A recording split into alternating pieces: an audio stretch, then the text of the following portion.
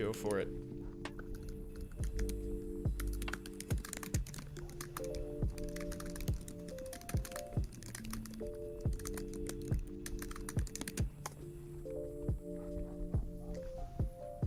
All right. Hello, everybody. How's it going? Not too many people here just yet. I can't hear Shrewberry, but hopefully you can all hear me. So I am Milkman Al. It's been a while since I've been here, but thanks to Shmoofy for inviting me back once again. I greatly appreciate that. For those of you who do not know me, I am an anesthesiologist. I'm in the Kansas City area. I'm in private practice and have been for 6 years, I believe.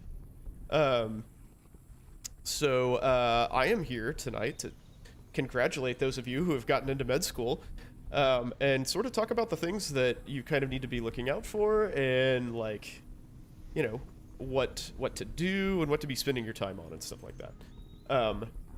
Also, while I'm doing that, I will be trying to troubleshoot my sound problems, which is always super fun. So yeah, this will be kind of a informal sort of deal. Feel free to ask me any sorts of questions that you have. I'll be trying to keep up with the AMA questions. And yeah, that's pretty much it. The first thing that anybody should do with, actually, maybe I have an idea. Let me see if I can get, let's see here. Hey, Cockroach Princess, what's up? Oh, so by the way, this is, I'm also streaming this to Twitch. I need to share my screen, actually, now that I'm thinking about it.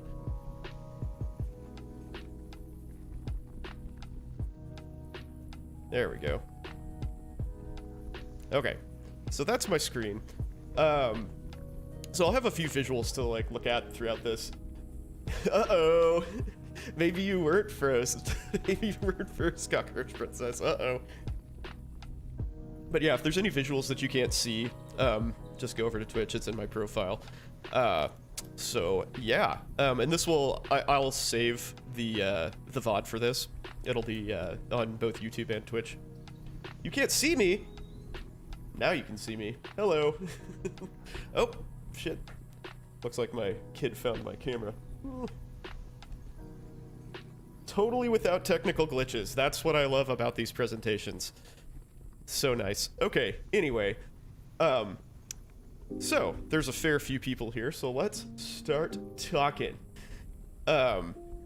So, it may seem kind of stupid to say this, but the first thing that you really need to figure out...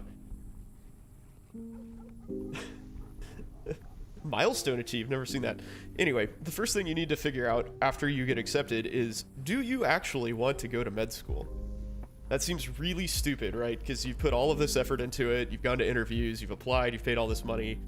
You know, it's a huge pain in the ass to get into med school, right? To get accepted. And you've finally got that acceptance that you've been looking for ages and ages and ages.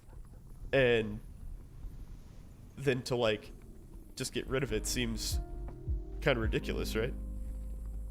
But with, you know, there's lots of reasons that you might want to reconsider, right? So the deeper you get into it, the more you're going to learn about, you know, sort of how the whole medical education world works. And unfortunately, of late, match rates, and I didn't know what match rates were when I was in your shoes before, you know, starting med school. And so, let's go over that. And one of the reasons I started streaming, you know, just talking about all this stuff to begin with, is that I was heinously clueless when I started med school, pretty much all the way through, really. And I know, like, how nice it would have been to have a resource like this. Have somebody, like, come on and, you know, just sort of tell you how it is. So this, for instance, so like I said, I'm an anesthesiologist, so this really caught my eye. So total number of applicants to anesthesia is 2,500. This is last year. Um, so total positions offered is 1,900. So less than 80% of people matched who applied to anesthesia, right? When I applied, I do not remember the numbers because that was 11 years ago, but it was way more than this. Like, I remember seeing a statistic that if you got 7 interviews, and granted, this was when interviews were all in person, so, you know, most people didn't really do more than like 10 interviews. I did 18 because I'm insane, but if you did 7 plus interviews, you had like a 99.5% chance of matching or something. But that is not the case now. So my point is, if you're looking to do anything other than like primary care, your chances of doing so are diminished. Like, knowing that you have, you know, overall an 80% chance of, if you wanted to match anesthesia and you go through med school, you have a 20% chance of not doing what you're wanting to do, you know, statistically. Obviously, there's, you know, a fair amount of like self-selection to be done in here. And for US seniors, it's more like a 10% chance, as you can see there. But, you know, there's still an ever increasing probability that you're not actually going to be able to do what you want to do, and you may have to settle for second best. And Gucci Brand in chat is saying medicine and fellowship is the way, and that is a great hedge. Lots of people do that. There are tons of people who can't really figure out what they want to do, and so they go into internal medicine, which is, you know, a very generalist specialty to begin with. It's much easier to match in, and then there's tons of fellowship. Ortho or bust. Yeah, that's a bad plan. So, yeah, look at ortho. So ortho, 875 positions for 1,400 applicants. Ortho was a freaking bloodbath last year, man. So, yeah, like, especially if you want to do something really competitive, like orthopedics or, you know, plastic surgery or dermatology or something, you really got to think hard about, you know, your prospects of actually doing that. So I know that's a real downer, but these are things that you have to consider. The other thing is debt, right? So med school is super crazy expensive. And we'll talk a little bit more about finance, because that's obviously another thing that you need to consider. But debt, like, I think the median med student debt, like 4 years ago, was over $200,000. And there's a whole bunch of zeros figured into that, because there's, you know, people who have military scholarships, there's various programs that comp your tuition in exchange for service, you know, in primary care specialties or in like underserved areas. There's people whose parents pay for their tuition. So there's a whole bunch of zeros factored into that. And yes, I know it's the median, so it's a little bit resistant to outliers, but still, you have to consider that. So realistically, your debt is probably going to be more like $300,000. And that is a ton of money. It's a house without a house to show for it. So do you want to take on that much debt? If my kid went to med school, would I pay for it entirely? Hell no. Absolutely not. No chance. No chance. I would probably support him to the extent that he would need to not have to take out the, like, grad plus loans at 8.5% or whatever it is. But no, I would not. I would absolutely not pay for it outright. That's just way too much money. It's nuts. That bubble will burst, in my opinion, and it's probably fairly close to bursting, quite frankly. Would I pay for housing? Yeah, for sure. I would most likely buy a house. Buy a house, like, as an investment property. Yeah. So, yeah. Do you want to take on that much debt? So realistically, I have found that around Reddit, it's almost like a meme that, like, you know, hey, go into tech and you can make way more money than med school. But that's actually kind of true. So if you're willing to put in the same amount of work to, you know, any other, like, sort of ceilingless career, that being like finance, banking, you know, real estate for schmoofy, you know, tech, whatever, or law, anything like that where there's, like, you know, basically no limit to how far you can go, you know, and like consulting is another option, really good option. Um, like chances are that if you spend, you know, 60 to 80 hour weeks for 7 years in those careers, you're probably going to come out way ahead financially and in terms of lifestyle as compared with a career in medicine. Real estate, I meant investing, but also probably as a realtor too. I totally remembered what you do. uh, yeah, so that's a real thing to consider, right? Is like I'm sort of at the point in life where I'm 38, and a lot of my friends are kind of like, you know, approaching like executive level function in major companies, you know, like multi-$100 million companies, and you know they may not have made as much money as I did, yeah, as I do, I should say, for a long time, but now they're like kind of approaching that, and they're gonna just keep going. You know, they're like that salary is gonna just keep going up as they climb the ranks, and their lifestyles are way better. You know, they work from home constantly. They can, you know, pretty much create their own hours to some extent. Like if they need to go pick up their kids from school, they can. If they need to miss a day, they can. And that's not to say that my job is like crappy or anything. I have a great job. I probably have one of the better jobs in Kansas City, but it's not flexible. I work 24-hour shifts. I've taken 2 days off work in 6.5 years, and that was one day for the birth of each of my children. So, you know, it's a very different mindset than a lot of these, you know, kind of remote work things. And that's not to say that they don't work hard. Like one of my friends in particular is an architectural engineer for, well, I guess for limited doxing reasons, I'll just say a large, like architecture firm. And he's like, you know, he works hard, but he also can, you know, he gets an hour lunch break and can work from home and just sort of, you know, call his own shots. He's like, you know, like I said, junior executive level, and he is doing great and has nothing but upward mobility. In medicine, you don't get that. Like I have achieved my career earning potential. How much does he make? I actually don't know how much he makes.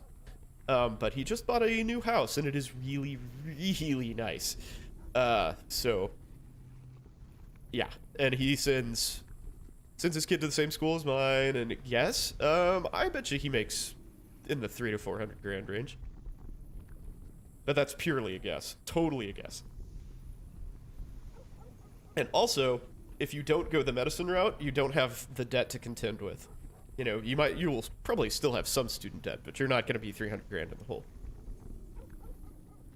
King of guessing, totally. So yeah, it's like the meme is actually, you know, has some truth to it, right? If you're willing to work that hard, for that long, then you know it's gonna pay off, and you will come out ahead for sure between like not having debt and the upward mobility. Like I was saying, like I made partner in my firm or my group after 2.5 years, and that's my income potential. Like I'm done, unless I branch out and do other things. Like I basically get, you know, market force driven raises, and that's about it. So like cost of living kind of stuff, and that's it for my career. I'm certainly living comfortably, but that's, you know, I can't get further ahead in the position that I'm in. My income is never capped. It's technically never capped, but no, there are a million ways to make money, but not in your job, right? Not in my place of employment. Like with you know, tech or business or something, you can always move up, right? There's always the Amazon, you know, first assist to, or what do you call it, direct reports to Jeff Bezos who make like $25 million a year, you know. Like, or if you're selling real estate, you can sell a freaking building, you know. There's, yeah, like the sky's the limit for that stuff. What are other careers I've considered, and what made me finalize my decision for med school? Good question. So I considered pretty much everything in science, honestly. I had no idea what I wanted to do. I have a degree in astrophysics. I thought about doing astronomy, like, you know, physics research and stuff. I thought about doing pharmaceutical research. I thought about um, like going into pharmacy. Uh, Pretty much everything. I didn't know what the MCAT was until a month before I took it.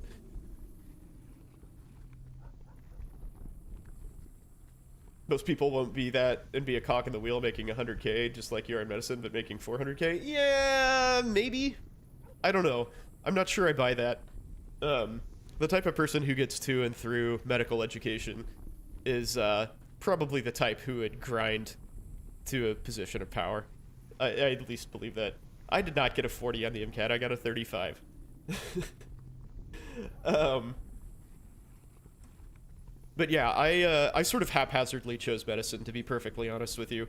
Like it fits a lot of my desires. It's a guaranteed good salary.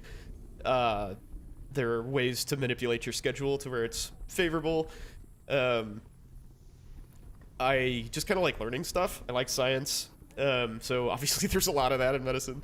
So I just kind of went for it and it worked out. But I can't say that I had any like super great reason for choosing medicine because I didn't. Yes, it did wreck my GPA. Yeah, being a physics major was not a smart call for going into medicine. I am a definite case of do as I say, not as I do when it comes to like basically everything in the medical education process, which again is why I'm, doing these presentations because I screwed everything up so badly and yet still fell on my feet, landed on my feet somehow. But I mean, there are just so many things that I wish somebody had told me that I can now tell other people. And obviously I'm not, the be all end all of medical education advice, but still, at least it's another perspective. I had zero perspective on any of this. Did I ever consider being a CAA or CRNA? No, but I wish I had known that AA school existed because I think that's a really, really cool profession. I think it's most of the upsides of medicine, anesthesia in particular, without like most of the downsides. Like I personally don't know if I would have done it because I'm kind of a power freak. Like I just want to be in charge and I want people to not mess with me and I don't want to worry about what other people think or tell me to do. I want that autonomy. But I think anesthesia assistant school is great. Super, super cool profession.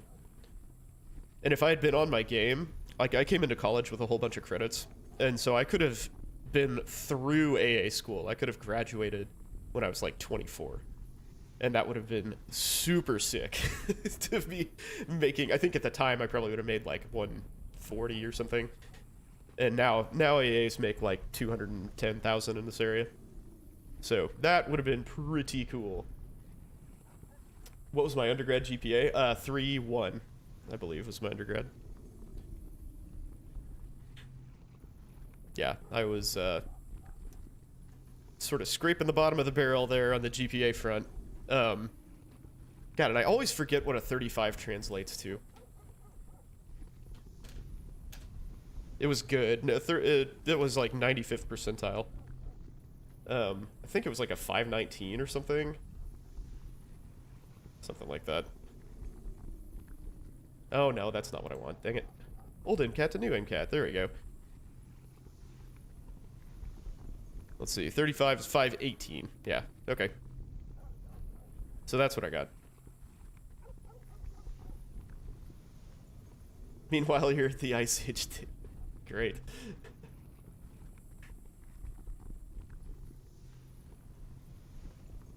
Yeah, I was definitely very lucky to get an acceptance, and I applied to 28 schools, which is a ton for when it like I was one of the last application classes, I guess you'd say, to use mostly paper applications.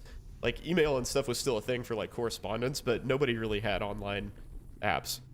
So you had to like mail in your typed out essays and stuff, and it was a huge pain in the butt. So nobody really applied to all that many schools. So 28 was like insane.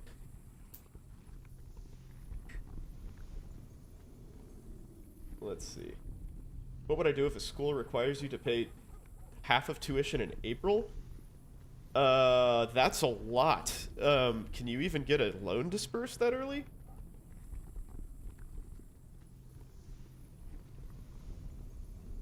I mean, that's a hell of a commitment.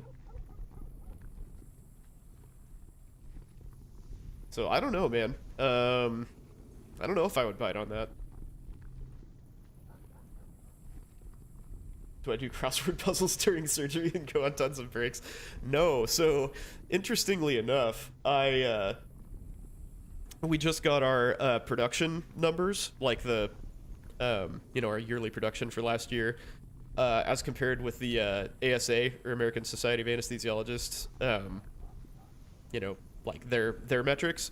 So we produce about well, first I'll say this: the median productivity is like something 16,000 ish ASA units, which is like, so anesthesia bills differently than any other specialty.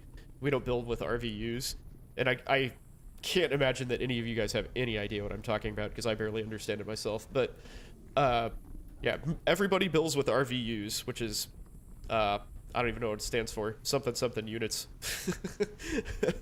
And we bill with anesthesia ASA units, which is like basically blocks of 15-minute time, plus each case has a certain like set amount that's ascribed to it. The median for last year for anesthesiologists productivity wise was 16,000. Our group per doc put out 39,000. So no, I don't get a lot of breaks. We're well into the 90th percentile of productivity. So I wish I did a bunch of crossword puzzles. If you're interested in anesthesia, is there something you recommend during med school? Yeah, shadowing. And anymore, like with, like I was saying, with anesthesia being more competitive like this, I would probably get into some research, try to get in with some, some of the docs, like get into an interest group for your school. And those things will all be like made readily available to you. Your school will have an anesthesia interest group, or interest group for every specialty, really.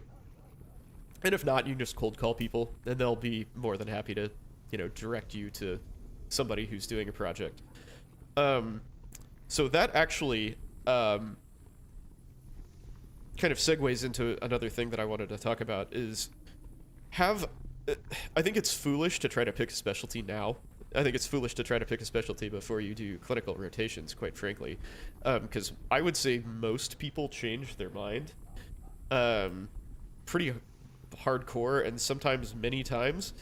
But if you look at this is MGMA data, which is basically total compensation data for physicians, it's about the best you're going to get. You should think about these things, right? Like, everybody tells you in, Student Doctor Network and all the, like, Reddits and stuff to, like, follow your passion. And, well, you know what? If your passion pays you a third of something else you just, you enjoy but aren't, like, hardcore passionate about, maybe you should do the other thing that pays you 3 times more. So, like, here in the Midwest, actually, I'm in the Southern, so anesthesia total comp median is 491, right? But then you go down to, say, poor old pediatrics, where you make 250. So pediatrics residency is no joke, right? It's basically the same training as anything else, and you get your ass handed to you just like everybody else, but you come out and make a half to a third of what all of your colleagues do. I think that's terrible. And I think people should consider that. I think it's really crappy that med schools do not give this information out, because there's such a gigantic difference, like disparity in these salaries. I mean, just look at all this stuff. There's, 200,000, 560, like, you go through this, and this, if you don't factor a threefold difference into the career that you choose, like, what are you doing? This is a really important thing. So if you want to do one of these things that is very competitive and, pays well, then you're probably going to have to get a leg up, because, as stated, all of these competitive things are becoming even more competitive. So you're going to want to get, whatever leg up that you possibly can, whether that's research or, names, connections, whatever. How many hours do I work a week? About 50 right now. We just hired 2 more people. One of them is a replacement for retiring partner. So we'll go up 1 person, and that'll drop my hours by like 8 per week, and that's going to be huge. Where can you find that PDF? You absolutely cannot find it in my personal Discord, because that would be copyright infringement.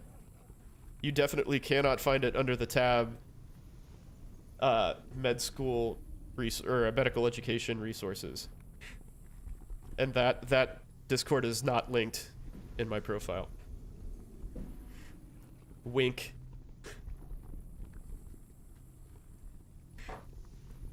Why don't I take more days off? So I have 10 weeks of vacation. So, perhaps my statement was a little misleading. I have taken 2 sick days.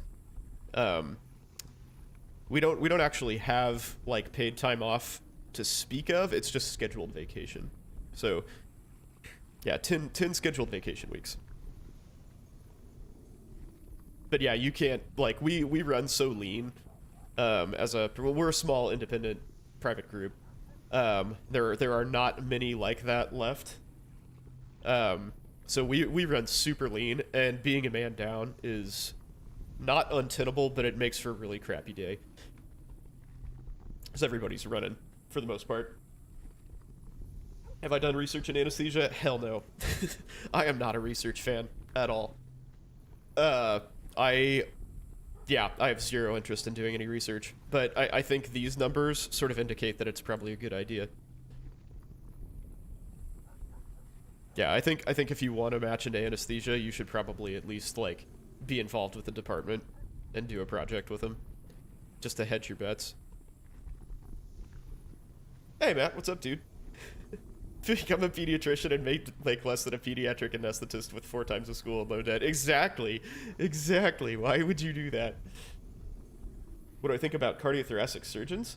I have actually had pretty pleasant interactions with CT surgeons. Like, they're sort of notoriously hardcore assholes, frankly, but like, I've certainly encountered such a personality, but overall, I found them to be like very, like, reasonable, fairly pleasant people. I mean, they're very matter of fact, but, they're like literally cutting someone's heart apart. So I'm willing to cut them a little bit of slack for that. If I could teleport back in time, would I still follow the path I'm currently on? Oh, I don't know. I'd say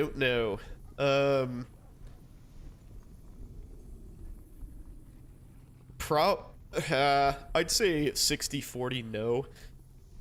Probably not. I'm not unhappy where I landed, but like I said, there are a lot of ways to, like, manufacture a much better salary and lifestyle than what I'm doing. You start cardiac in May? Oh, nice. You'll like that. What aspects of my current path do I not like? Well, like I said, the income ceiling sort of sucks. The fact that I, like, have to be, like, present and on site sort of sucks. It's high stress. It's stress you can deal with and you kind of get used to, but, there's periods where you're just getting rammed. So, I mean, that's part and parcel of the anesthesia world. Like, you're when something goes wrong, you're up. That's the whole gig, basically. But that doesn't make it more pleasant. It's still not fun to be on the spot trying to save somebody's life.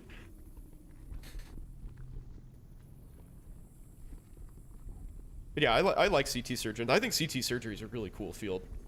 That's awesome. High stress, though. Speaking of high stress, I mean, damn, like, your patients die a lot. Give you tips on manufacturing better salary? Kind of like I was saying earlier, like, pick a field that doesn't have a ceiling. And just, like, work really hard. Figure out, ways. There's plenty anymore on, like, YouTube or, Reddit or anywhere. There's tons of resources that you can use to get ahead in any career. Leverage your connections, cold call people, just like beat down doors until you find some sort of opening that you need, and just keep pushing. I mean, that's super trite. All of that stuff is, hey, just go get them, Tiger. But I mean, that's really what it boils down to. Just work hard. And, you're gonna do that in med school, like, because that's what is required to get through all of the material. So if you're willing to put that kind of effort into something else that you're also good at, then you're probably gonna be really successful, in my opinion. And like I said, the type of person who can get to and through medical education is probably going to do just fine in any other field. So if you had to go to a school that has a dermatology residency, would you have a high chance of getting into that program? Excellent question. Okay, so another thing that I was going to talk about, another topic I had in mind, was choosing where you want to go. So I will get back to your question, even though it seems like I'm kind of evading it, but I promise this is going somewhere. So a lot of people ask about prestige during these talks. Prestige is important. There's really no way around that. But how important it is depends on what you want to do with your career. So if you want to go into, like, I don't know, some like minuscule, hardcore focused subspecialty, at the NIH or something, or at Harvard or Hopkins, then going to a Harvard or Hopkins or Yale or whatever is going to make a big difference, because all of those academics run in the same groups. They know each other, and you're going to be able to leverage those connections into getting the positions that you want, the residencies, the fellowships, the jobs. Similarly, you are going to be very well connected locally with, so when you're from med school to residency, and then from residency to local jobs. So ideally, if you have a place that you want to live and you're fortunate enough to have multiple acceptances, then, as long as you're not just going to like a school that you think you would absolutely hate, it probably would be a good idea to go to med school in that general area.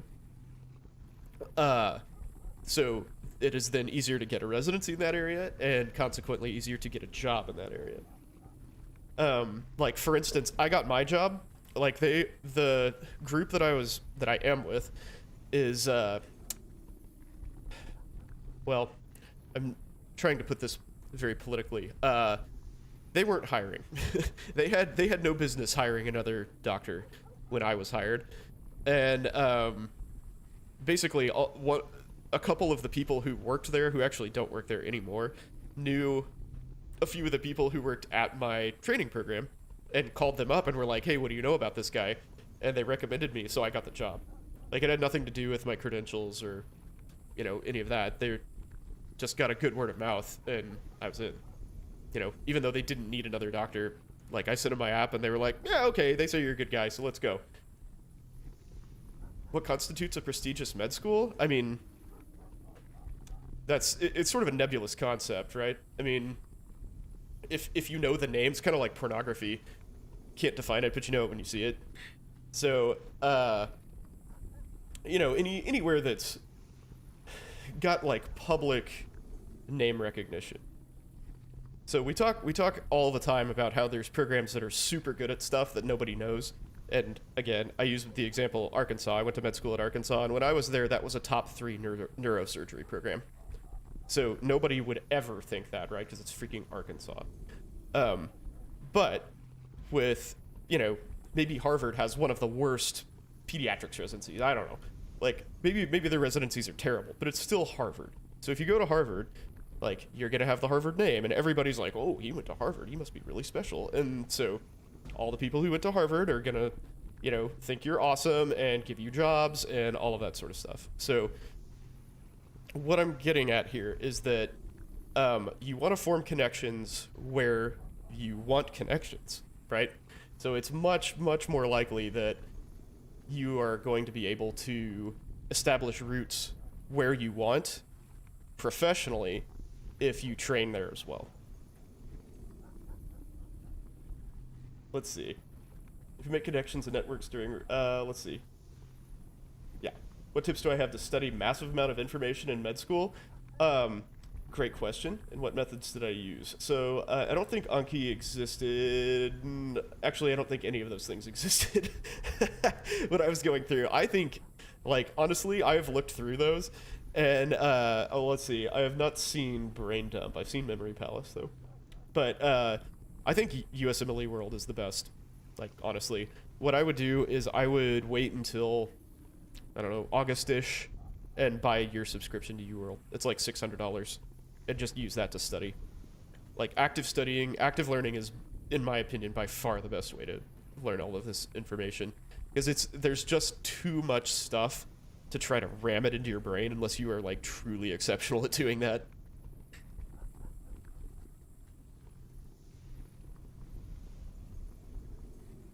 And so, yeah, like, the counter argument is, well, hey, I won't be able to use UWorld as a practice test. Like, so. Hey, Cthulhu, thanks for following, dude. Appreciate it. Hope you're enjoying the talk. Um, so, yeah, it doesn't matter. Like, the whole point of UWorld is to learn learn the material. Like, if it comes time for step one, and, you have all the UWorld questions memorized to a T, great. That is literally the point. That's the whole point. I mean, as long as you know why all of the wrong answers are wrong, as well as why the right answers are right, then you're set. That's the whole point. So, yeah, engage in active learning is the short version of that story.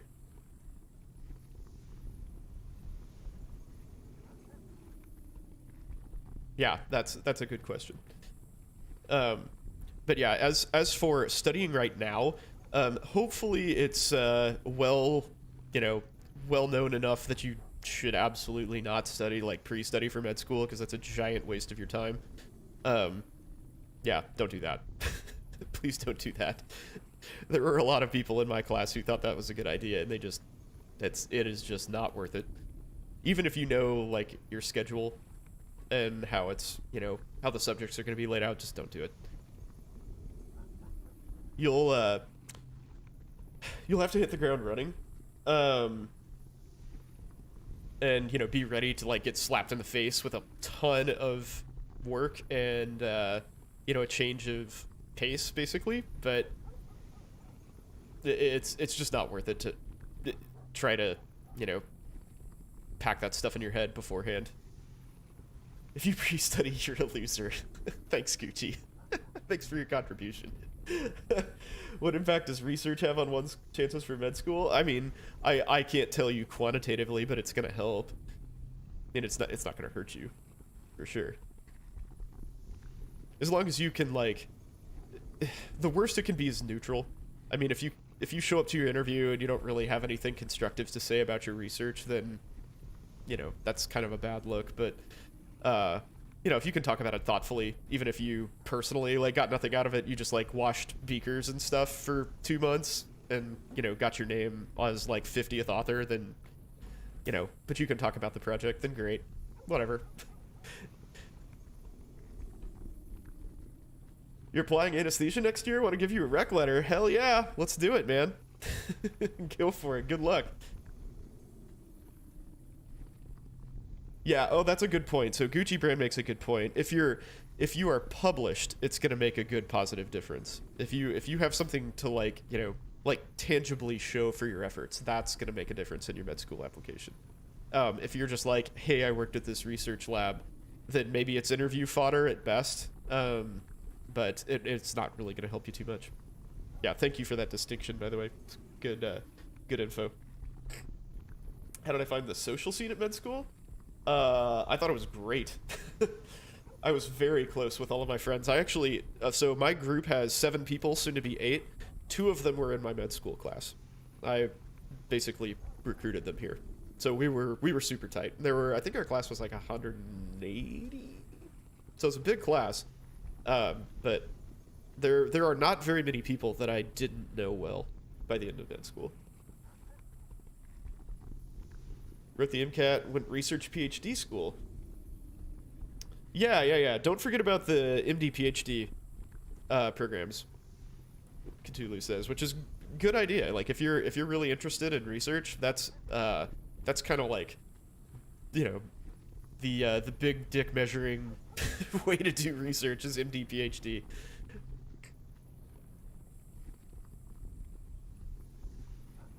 Ooh, PhD in immunology, nice. But yeah, social scene in med school is really good. We partied super hard.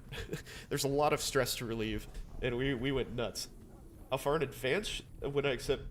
Let's see. Oh shit, where was I? Oh, there we go. When I got my acceptance, did I stop working and go travel? No, so I didn't.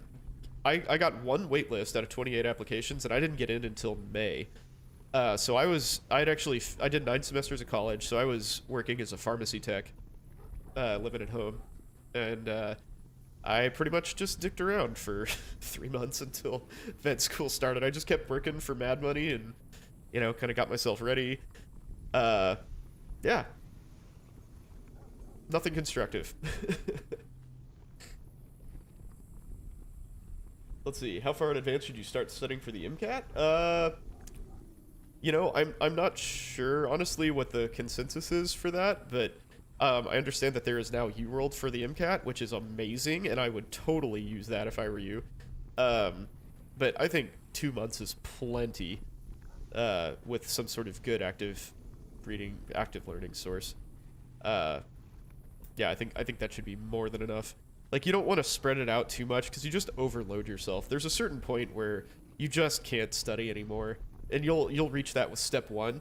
So for anybody who doesn't know, step 1 is well, let me back up. So there's 3 tests you have to pass to get medical licensure, and they are step 1, 2, and 3. So step 1 is the first medical licensure test, and historically it was the most important test for determining how qualified you are for residency. Now it's simply pass-fail, which is weird, but I studied for 8 straight weeks for step 1, and towards the middle of week 7, I was just like, I can't freaking handle this anymore.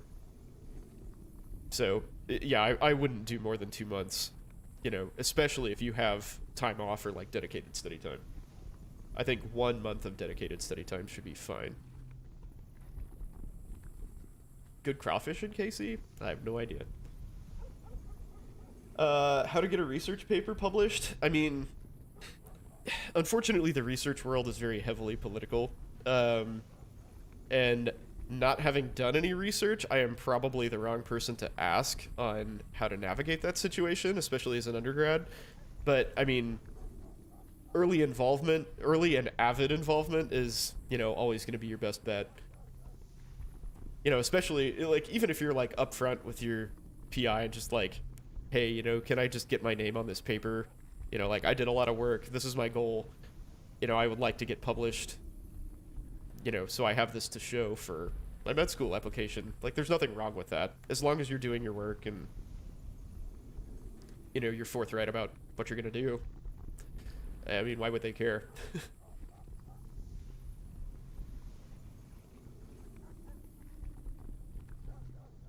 Restudying before med school, not much need to. Yeah, I agree. Yeah, you'll get in the groove pretty fast of med school studying. Just kind of set aside the first, I don't know, month or so, and just understand that you're gonna get blasted in the face with material and do your best to catch up with it. It's really hard, but you kind of hit your stride faster than you might think. Just be prepared. Just know that that's coming, and you'll be fine. You guys, you don't know it, but being a part of this Discord and having the resources that you do prepares you so much better than anybody else who doesn't have those things. Me, for instance. I didn't have any of that, and I didn't know what the hell I was doing. So I sort of found all of that stuff when I was starting med school, basically. So I kind of caught up, but I didn't have it going in, and I really wish I had.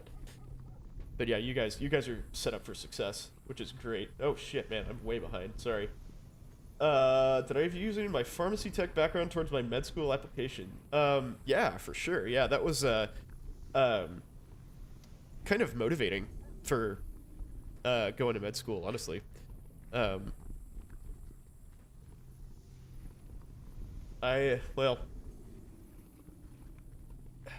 what's a good way to say it? Like I thought it was super cool how all the medicines worked, and I kind of wanted to like I spent a lot of time in the pharmacy like reading package inserts and stuff and figuring out how everything worked and trying to put all that information together, which really helped in med school because I remembered most of that stuff for pharmacology, and like I knew most of pharmacology before I even went in, which was fantastic. But yeah, it was cool to be like patient facing. I thought it was really good patient experience or clinical experience, because pretty much everybody I saw was pissed off. Like I worked in the hood, and nobody ever was like on good communication terms with their doctor, and nobody knew what the hell was going on. They were always mad. So, it was good to like constantly have that like difficult patient experience kind of thing going on. Currently a computer science major, but it's a backup in case you don't get to med school. That's a great backup. I would not switch to chemistry. I don't think I would, because you're gonna get plenty of like computer science is much more employable than a chemistry degree. Chemistry is kind of like either a track to like chemical engineering or an academic track thing. Computer science is like immediately employable for six figures in the industry. So like just go take some like nothing job straight out of school that you don't care about, make six figures, and reapply if you really want to.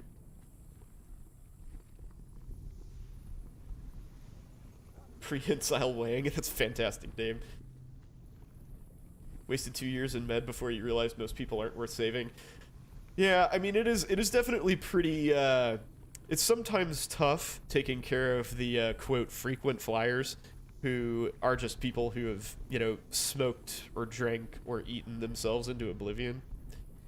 It's depressing and it's kind of demoralizing, but it's part of the job. It doesn't really get me down. I mean, it's frustrating at times for sure, especially when you see like how much resources those people take up. They're sitting in the ICU on vents, they're getting limbs chopped off, all of that stuff. But it's not my favorite, but it's also it's what you signed up for, right? If you don't want to do that, then like you did, quit. That's fine. There's nothing wrong with that, right? There's nothing wrong with getting out of medicine. It's a really hard field.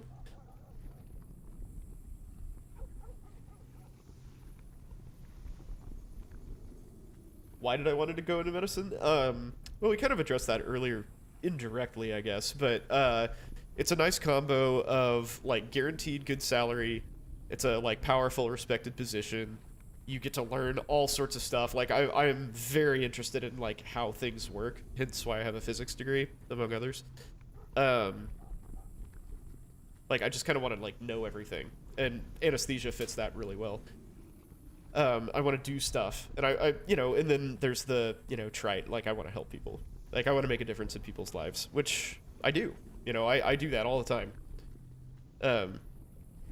And it's not the like major save that really feels good. It's the like healthy person who tore their ACL and you're like doing their anesthesia to get their ACL fixed, and you're like, hey, I gave that person a lot of quality of life, or helped give them a lot of quality of life. That's what I get off on.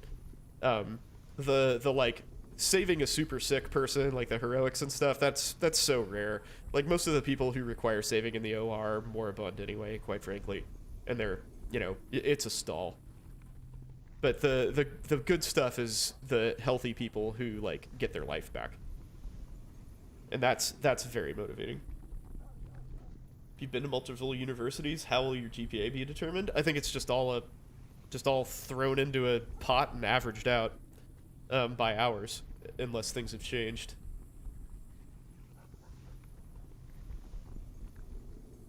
Medical affairs, good industry stream for MDs. Interesting.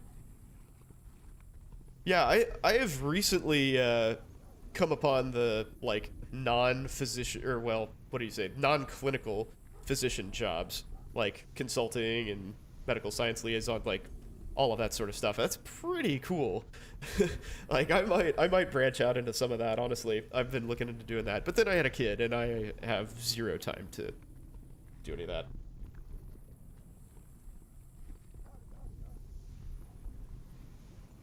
Do I do any call shifts and how are they? I'm on call Q7 actually every 7 days. 24-hour calls, which will soon be 16 hours. Yeah. Uh, but they're not too bad. We usually get called like once a night, and it's typically for a labor epidural. Our call is pretty chill, so not a big deal. And we get the day off afterwards, so it's a pretty good gig. Yeah, I usually sleep like 6 hours a night when I'm on call, so can't complain. That is pretty atypical, I think, but you know, we pay for it by being on call every 7 days. It's not great. How much clinical experience did I have when I applied? A lot. I was a pharmacy tech for 3 years, so thousands of hours. I don't even know. A lot. Which I recommend. If you want clinical experience, get a job. Don't be a volunteer. Get a job. Like if you want to volunteer to like check that box, great, but it's not going to teach you anything. Like when you're an employee, they actually rely on you to do stuff and learn things and get jobs done, which is by far the better experience. How did I find a place to stay in little time? Okay, that's another great question. So yeah, you got to figure out where you're going to live, right? You got to figure out where you're going to live. You got to figure out how you're going to pay for school. So if you know nothing about the area, you can contact the school, and sometimes they'll at least be able to direct you to places that like lots of other students live. Arkansas did that. And actually my first year, they had like I mean, it's basically a dorm. It was like student apartments that was on campus. I lived there for a year, and it was exorbitantly expensive, so I moved off with a couple of my friends from class. But yeah, the school will have those sorts of resources. You can also contact a realtor in the area, and they'll be able to tell you, you know, whatever you need to know. And, you know, maybe get you hooked up with a house if you're looking to buy, or, you know, point you in the right direction for renting. And it shouldn't be that difficult to find a place, honestly. Because most of the time, schools, like med schools, are big. Because typically they're associated with hospital complexes, and there's lots of other students around. So there are lots of homes turning over leases every year. So you can generally find a place to live without too much problem. Looked down upon for taking 2 classes in your second semester of freshman year? I don't think so.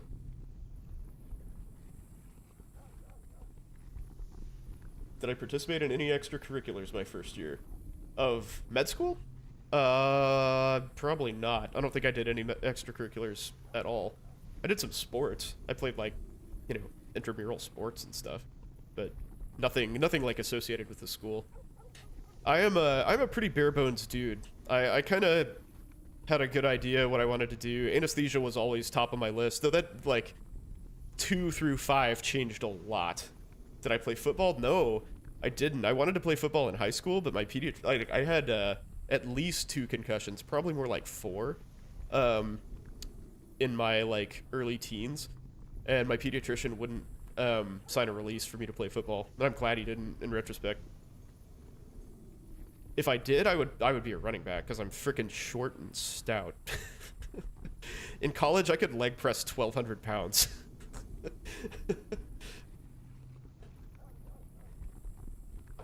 I'm pretty sure I would rip my freaking back and legs apart if I even tried half of that now. But yeah, I was very strong back in the day. Is hospital volunteering enough clinical experience? I would say probably not, honestly. I thought my volunteering experiences were heinously lacking in practical application.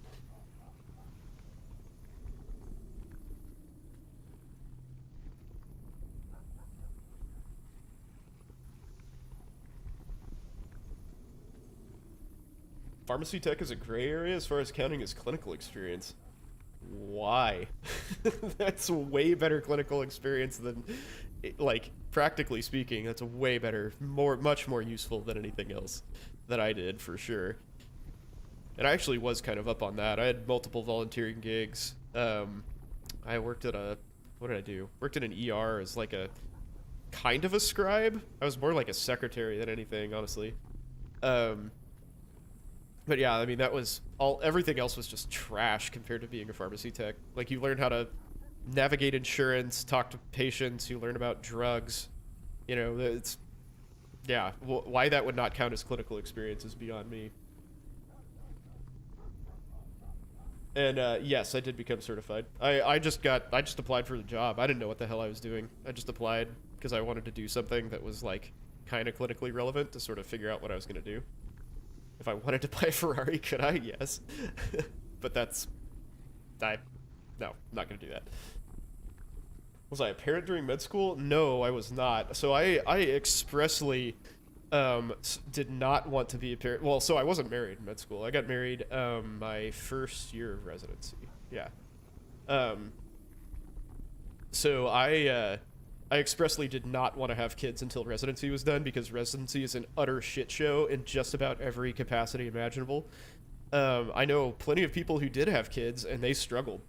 They life was very hard for them in a lot of ways.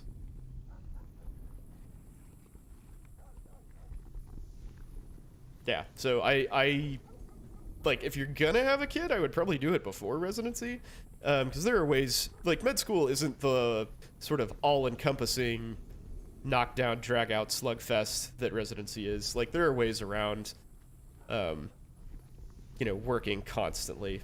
Most of the time, there's some rotations where you're just gonna be in the hospital constantly, like surgery, for instance. Your surgery rotation just check those 3 months off the off the calendar. You're not going to be at home. Um, but yeah, fun. Pray for the residents. Yeah, poor Bing Bong. He's going to be an intern next year. Get fried. Yeah. Oh well. Is it bad to do research in something not related to your major? No. Still research, as long as you can talk about it. Again, this is like, if you're, presumably you're not gonna like have a career in the research that you do in college. I mean, you might, I guess, but most people don't, especially, in the med school application uh, milieu, I guess is the word I'm looking for. You're, it's just sort of understood that you're doing that as a resume patter. So as long as you can talk about it and sound like you got some sort of meaningful experience out of the whole thing, then you're fine. If you got published, great. If you have like tangible things like Gucci was saying, then that's going to help you a lot. Yeah, oncology. Oncology's a great option. The show. How did I become a certified pharmacy tech? I don't know, I just applied for the test and took it. I think I'd worked for like 3 or 4 months. And I don't recall studying for it. I just trained on the job and took the certification. And at the time, that was a raise from like $9 to $15 an hour. Because I'm old.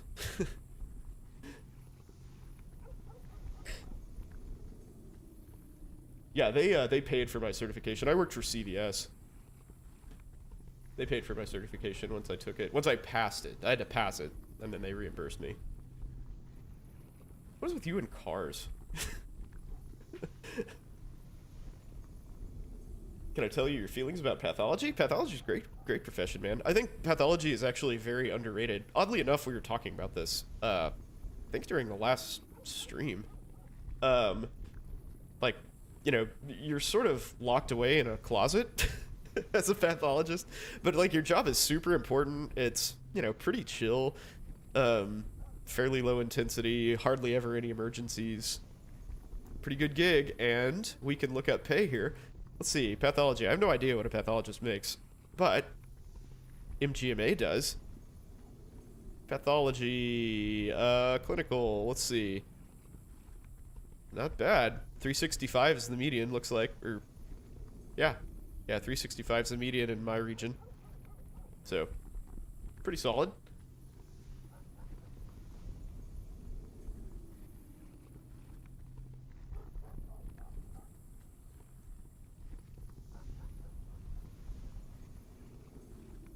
Man, mods are on it.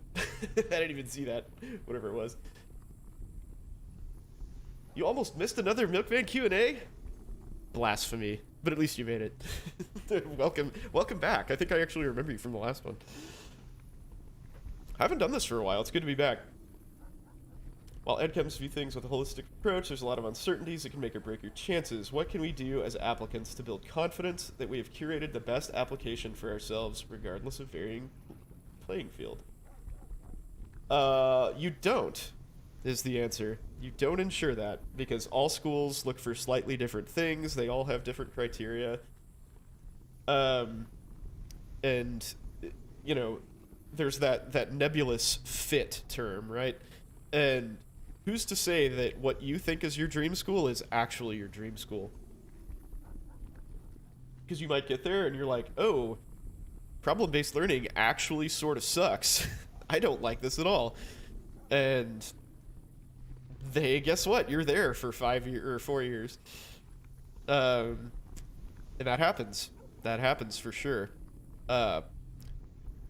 So really all you can do is just your best. You know, have your essays edited, you know, have somebody who knows what they're talking about, look over all of your application materials, make sure you include all of your experiences, you know, stay in contact with the school without being a, you know, annoying jackass.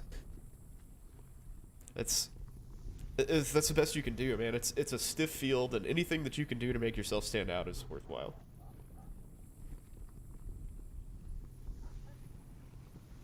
How do I approach writing my personal statement while not trying to sound sappy or cheesy? My personal statement was exceptionally sappy and cheesy, so I have no good advice for you there. How do you make above the median amount of physician pay? That's mostly like a locally driven sort of thing. So state laws regarding, you know, physicians. The southern, like, you'll see through here that the South is kind of routinely really high, even though, you know, like, the West has California and stuff. So Southern is, like, pretty much the highest paid area, I guess. And the reason for that is that Texas skews that way higher, because everybody wants to go to Texas. There's really doctor-friendly malpractice laws. There's no state tax, as I recall. So, like, taxes are low, malpractice is low, and there's tons of population. There's tons of freaking sick-ass people, because everybody in Texas apparently smokes and eats 40-ounce steaks every meal. So, you're gonna have a job. There's huge demand. So things like that happen.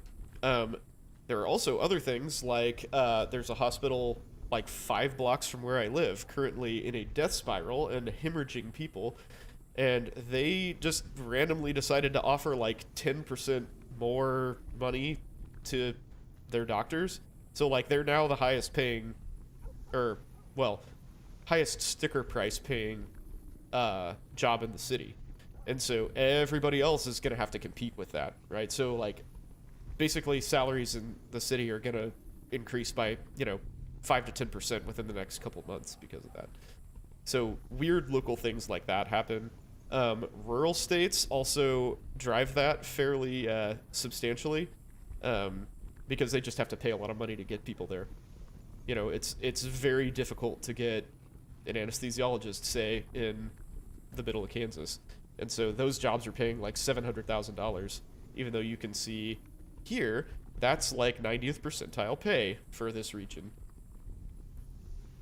But they have to, because nobody's going to move there if they don't pay that.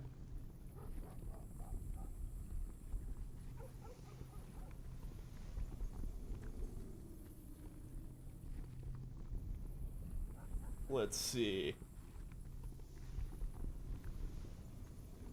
If a school does have a committee letter and you don't opt for it, some med schools have you explain. Oh yeah, fair enough. You are welcome for the answer. But yeah, there's a lot of like local fluctuation and kind of weird stuff that happens to make finances go. So that drives me to my next point, is you need to figure out how you're paying for med school. Right? Are you going to get a scholarship? Is our mom and dad paying for it? Are you taking out loans? How much is that going to cost? What does that look like down the line? So these are all things that you need to think about before, taking this plunge. Like, really work that out. Not many people bother to do that. I certainly didn't.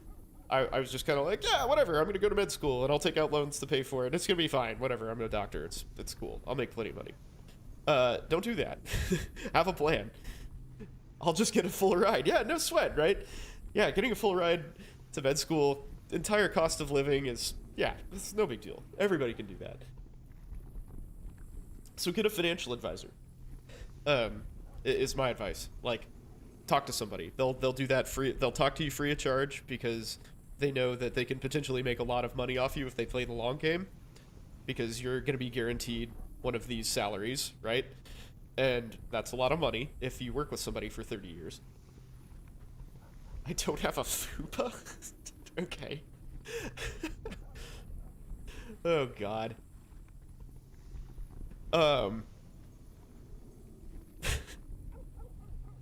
But yeah, figure out how you're gonna pay for school. There are ways that you can work. So most schools have some, as I kind of alluded to earlier, most schools have some sort of like tuition waiver program where if you think you want to go into primary care, which would be like family practice, internal medicine, obstetrics, pediatrics, usually general surgery, sometimes emergency medicine, stuff like that. If you're willing to do that in a underserved area of some kind, whether it's rural or urban, like in the hood, basically. If you're willing to sign a contract that you will do X amount of years there, then they will forgive your tuition. So that's an option. The military is an option. I think it's a really bad option from a financial standpoint, but if you're kind of interested in joining the military anyway, then they will pay for your school. There's loans, and if you take loans, there are different ways to pay them off. So you can do, sort of a more straightforward manner, which is where you just take out loans and let the interest rack up through residency, and you pay it all off after you've, making a lot of money, which is what I did. There's also a thing called the PSLF, which is basically repayment of government loans, where it's like an income-based thing, and you have to work for a nonprofit facility / group for 10, well, okay, let me rephrase. You have to pay on those loans your assessed payment, whatever that may be, for 10 years, and if you do that, then you get your loans forgiven. So that for me was not a good idea at the time, because my payment was going to be very high. So like through residency, it was going to be like $1,000 a month, which is a shitload of money, because my take-home pay was like $2,600. So that was a ton of cash. And then after that, it would have been like $6,000 a month. So while it is true that I would almost be done paying off my loans at this point, or in fact, I think I would be done paying off my loans. Yeah, I would, because I've been out of med school 10 years now. I would be done with my loans now, but I would have worked at a job that paid me way less than what I make now. And I would have been paying $6,000 a month, which is, I still pay an exorbitant amount. I pay like $4,000 a month. But it would have come out probably roughly the same, but I wouldn't have had the opportunity to like invest. I would have been way strapped for cash during residency, and that would have just sort of been a huge lifestyle hit for me. So that's a situational deal that you'll have to assess when you get there, but know that that's an option. So try to figure that out now, or at least kind of have an idea that these things exist, and like how to invest your money, how to start IRAs, all that sort of stuff. I'm a total business idiot. I'm sure many of you are as well. So get some help, get professional help. There's people who get paid quite well to do this, and they will 100% walk you through it for free. Like they'll hold your hand, and if you want their services, they'll help you out. And most of those places charge a percentage. So if you don't have any money invested, you're not paying anything because you're poor as hell. Let's see. Do doctors make as much as Medscape says? Well, we happen to be looking at a giant chart of physician salaries right now. So I mean, I make over 500 grand doing anesthesia in sort of the fringe of the Kansas City metro area. Um, but yeah, I mean, it's fairly common to make half a mil if you're in a specialty, like a non-primary care specialty. Rich boy, no. No. I am very far in the red, my friend. Very far from rich. Very far from rich. Talk to me in like 20 years when all my debts are paid off. I went to, what med school did I go to? I went to Arkansas. My stats 3.1 GPA and a 35 on the MCAT, which apparently translates to 518. Hey, Dr. Cheezel, what's up, man? Welcome, welcome, welcome. I'm educating the youngins. They're coming for you.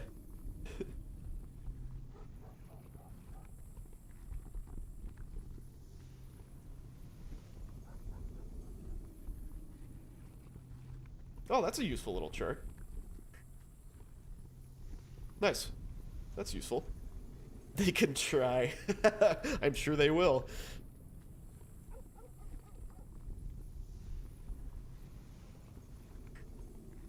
Yeah, no, I am 100% not rich. I'm doing my best to head there though.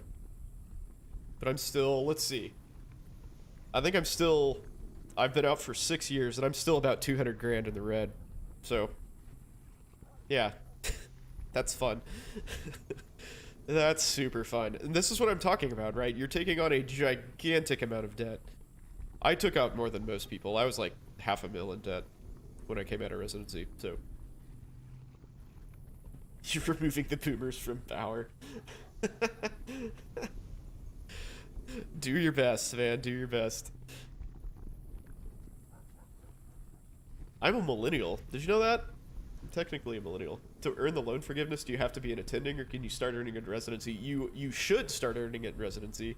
So there's a few tricks that you can do, and one of which is you file taxes your senior year of med school, even though you have no income, and then when you're like in residency, because you're a physician in residency, you qualify to like start paying this back because you had no income. Your like or what do you call it, income based payment will be 0, so you get like 1 year of $0 payments, which is great, right? But after that I think it's like $1,000 or something. Minus 200 including equity on my home. Yes, I am. Is medical school or residency? Oh, residency by far. Way more stress. Even if you're getting for a competitive specialty. So what people don't tell you is most competitive specialties, with possibly the, well, not possibly, definitely the exception of derm, like ortho residency blows. Ortho is notoriously one of the like hardest residencies to get through. They absolutely get plowed under. So even though it's very difficult to get into ortho, you earn your chops, man. You get crushed. Is my interest frozen? No, it's not, unfortunately. But I have an awesome rate. My rate's like 2.9%. Because all of my loans are private now. Is being anesthesiologist stressful? Yes, absolutely. Yep. Yep, sure is. And, like, I mean, most people don't really know it, but anesthesia is kind of like, we've got our hands in pretty much everything. Like, OB relies on us, the ICU relies on us, obviously surgery relies on us. Like, everybody's freaking calling us for stuff all the time. And, you know, anytime a patient's doing badly, they're like, can we consult anesthesia for this? Like, what? Dude, you have other physicians that you could call, but they still call us constantly. Your rate was 4.0. You're at 1.8? Jesus, man. That's awesome. Good for you. When will I done be paying back, or when will I be back? Huh, Jesus, English. When will I be done paying back loans? In 9 years. Or 8.5 years. Is cardiology the best specialty? It's not the worst specialty. It's a pretty good one.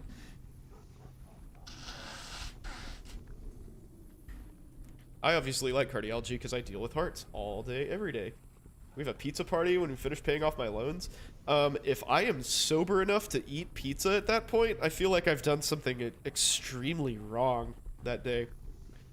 So, yeah, I mean, if you want to do one in my honor, but I'm pretty sure I won't be participating in it. Over 700 in the hole? Jesus. That's a lot.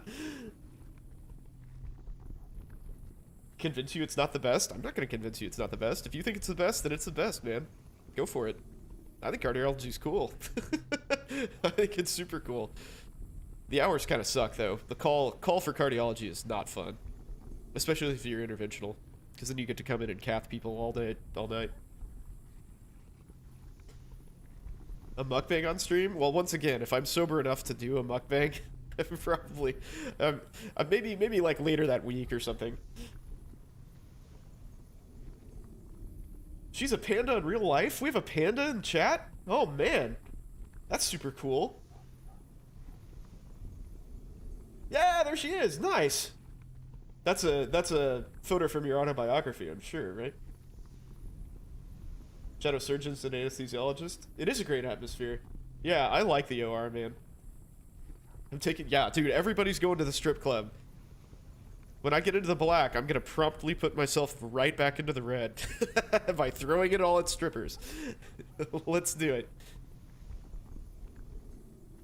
How about next week? Am I gonna have my loans paid off next week? Do you know something that I don't? But yeah, the operating room's a weird environment, man. It's pretty much different than any like work environment anywhere. Into 2025. Wow. Wow. That's impressive, man. That's impressive.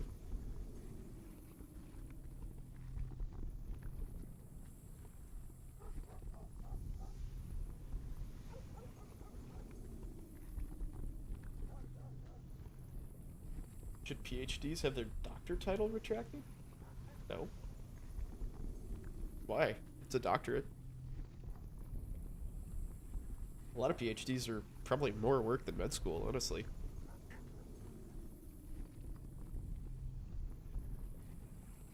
So many trolls. There are lots of trolls. Lots of trolling.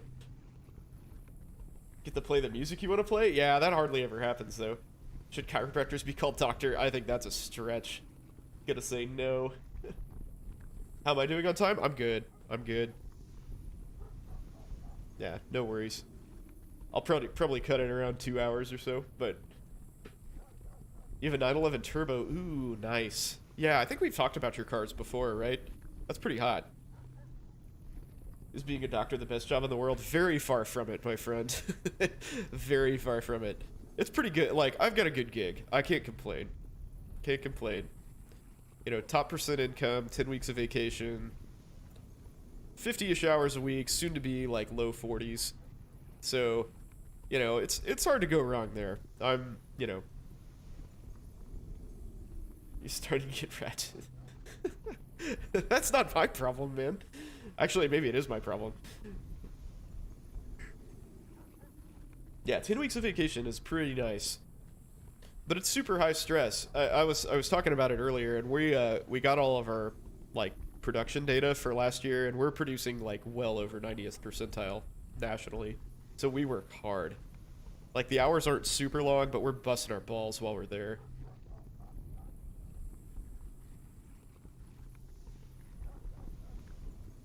Am I gonna start splurging once my loans are paid off? Oh, are you talking to Cheezel?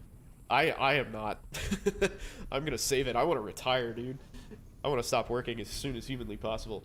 What has my income progression been? It was so I started at 300,000, and I think we're at 530 now. 535 plus incentives, which is usually another like 15,000 or so.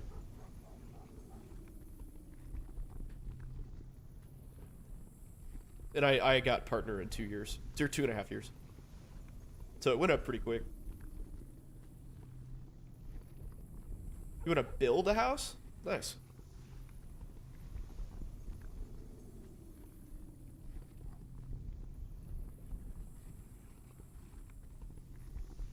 550 what year? I am 6 years in. Or this is my, like, 7th year. Yeah. I'm in my 7th year there. So I'm here-ish. Yeah. Here-ish. Roughly. And our retirement's really good.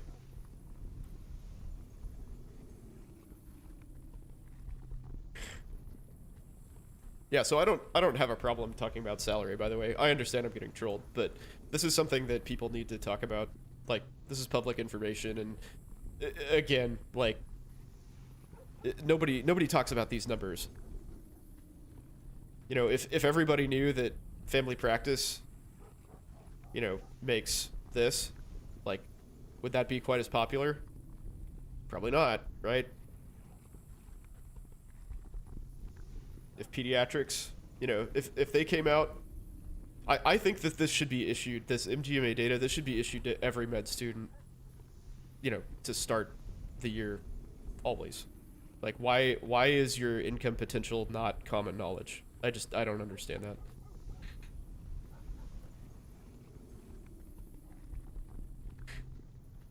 You believe in spending your money when you're alive? Oh yeah, I mean, I don't, like, I'm not gonna, you know, spare any expense just for the whole sake of, like, passing money on to my kid, but I'm definitely gonna, like, uh-oh. Switch it back to eat. Oh, yep. Yeah, I'm gonna definitely live it up, but I'm more concerned about just not working. I don't really, my goal is not to pass a ton of money to my kid, it's just to not work. My goal in life is to be left alone as much as humanly possible, and being in charge of an operating room is a very bad way to go about doing that.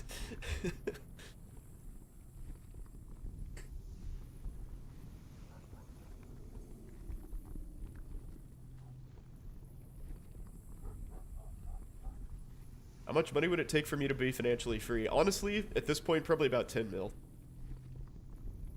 To, like, maintain this quality of life. And, like, all the stuff that I have. And be able to, like, travel. And, you know, go on nice vacations and stuff. Yeah, if I won the lottery for $10 million, y'all would never see me again. Actually, no. You would see a whole lot more of me, because I'd be streaming constantly. Playing video games and screwing around.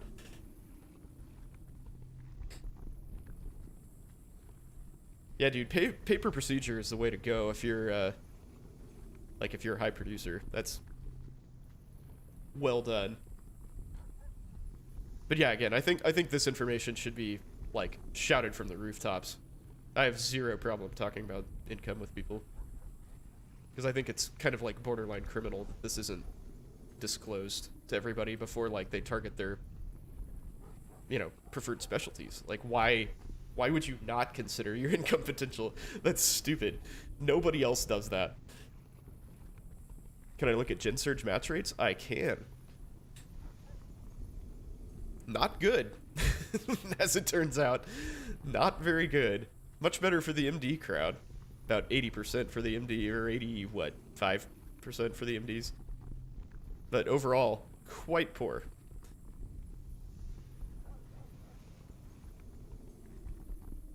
What advice do I have to passing med school and not failing mid-program? I mean, I guess it sort of depends on why you would be failing. If you're failing because you're not getting the material down, then I would, you know, it's a study habit thing, it's a material, like a study materials thing. You know, pick up a subscription to UWorld as quickly as you possibly can, and just, like, lock yourself in a freaking closet and do those questions. If it's a mental health deal, there's counseling. You know, like, if you've got some massive upheaval in your life, which I know several people who got divorced, like, kind of around step 1 time and had a lot of trouble with step 1. Because they were just, you know, going through a terrible time in their life, and studying for a test just was not priority 1. And they, you know, 2 of them that I'm thinking of failed step 1. They just had bigger things going on. So weird considering how shitty Gen Surge is. It's kind of true, honestly. It's a tough residency. Is MCAT really that important?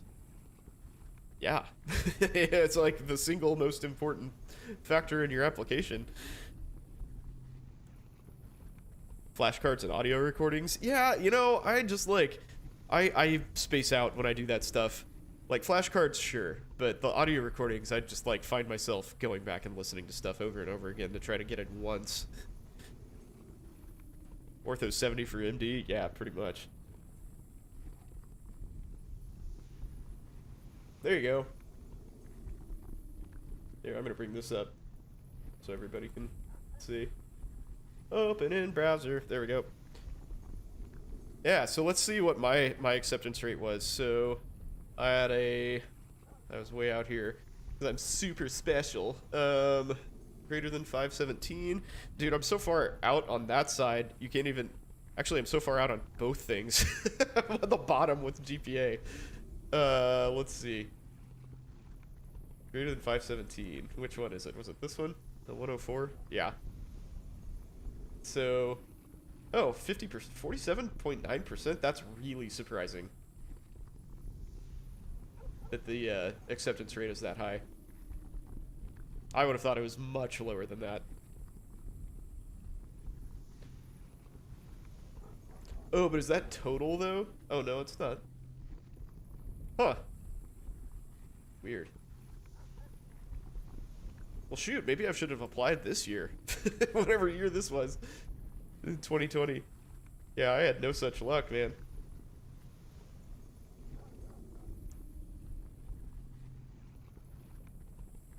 Why did I get a 95% rejection rate? Apparently, I am not a desirable applicant for reasons other than my GPA.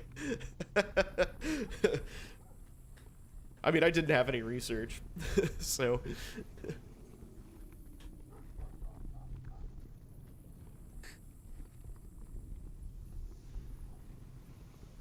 Yes, second Jart's statement there.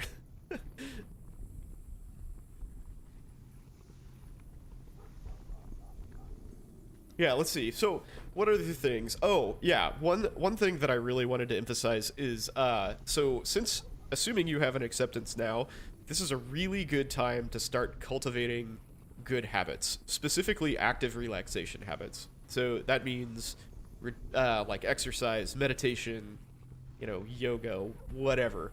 Like, get in the habit of doing something that relieves stress, burns energy, keeps you healthy somehow. Because when you hit that, like, tidal wave of med school information, you're going to need some way to unwind. Um, and if you've already got that method in place, then you're going to be way better off. That will be super helpful for you. So, find something you like. That you can go do, like walk in a park. It doesn't have to be like pounding out, a freaking marathon every day. Just like go do something active that takes your, takes your brain off whatever you're studying, and make sure that that's part of your routine. That will help you so much. Like that clarity, that mental clarity and release will be invaluable once you get to school. Those plastic guys make you laugh. Dude, reconstructive plastics is actually, like, kind of not that great of a job. I think you make a lot less. And, like, it's, the surgeries suck. Like, they're cool surgeries, don't get me wrong, but you're, like, trying to fix some, like, terrible shit show of a injury. Let's see. Plastic surgery. Where is it? I swear I know my alphabet. Why is plastic surgery not here? Is it under, like, surgery : plastics? Sure is. Okay, cool. Yeah, so, like, reconstructive plastic surgery is, like, that's the median in the South. That's really, I mean, that's obviously a lot of money, but, like, not as much as I would have thought.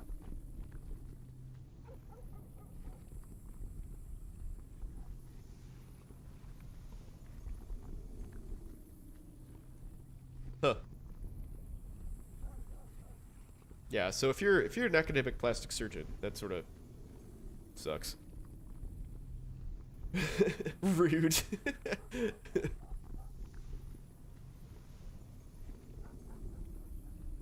Yeah, I know you do some plastics. It just seems like if you wanted to do plastics and you like got through it all, you would be like, you know, if you were like straight up plastic surgeon. You hear a dog barking? It's right here. It's in this song.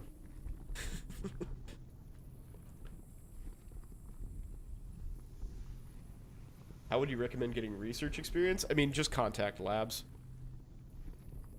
You just like cold call people, email, and say, hey, I'm interested in whatever you're doing. Let me do research with you. Please. Please, God.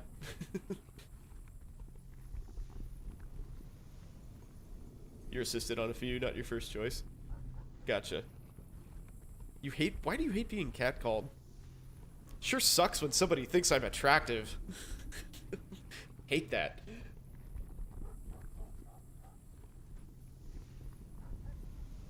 You have a job that you sometimes dread going to work for.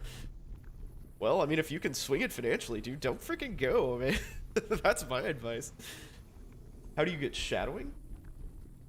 I mean, I would have said to do what you're doing. I mean, like, anybody who bothers to reach out to me to shadow, like, I invite them in. I'm more than happy to do that. So I would just keep cold calling people, honestly. Somebody will, and follow up. You gotta follow up with them, because there are plenty of people who have like emailed me and I'm like, yeah, man, come on in, whatever, and they just never get back to me with the time. You know, you have to take the responsibility, because I'm not gonna chase your ass. I'm too busy. I got 2 kids. I work 50 hours a week. Like, if you want to come in, you come in anytime. Yeah, and you can come. Yes, good call. Dr. Cheezel says you can contact department heads for shadowing, which is, yeah, absolutely. Of, like, you know, academic medicine. You can get in touch with the, you know, the office of, like, whatever specialty you're looking for. E-shadowing? What the hell is e-shadowing?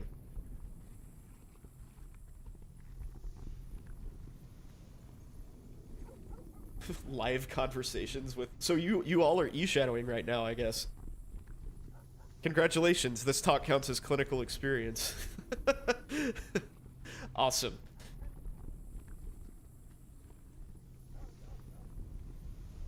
Do I have the link to my server? Let's see if I can get... I don't know if I can get that for you without... Actually, hang on. We're gonna backdoor this.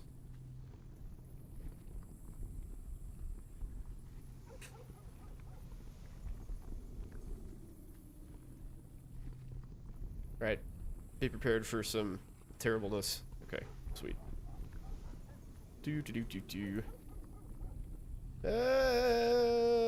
Copy. No.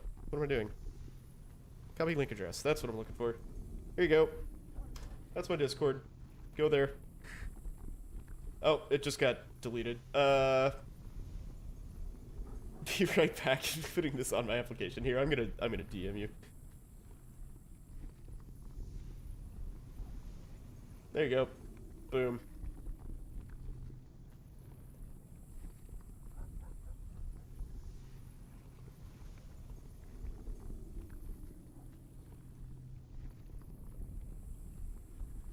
Send your please. Oh my god, I'm gonna be messaging so many people. Let's see. How about I do this? Sorry, I'm gaming the system, Shrewberry. I'm sorry. There. Just delete the space. And that's where you cannot find this chart. You absolutely cannot find that there under the resources tab of medical education. By the way. Please don't ban me for evading your filter.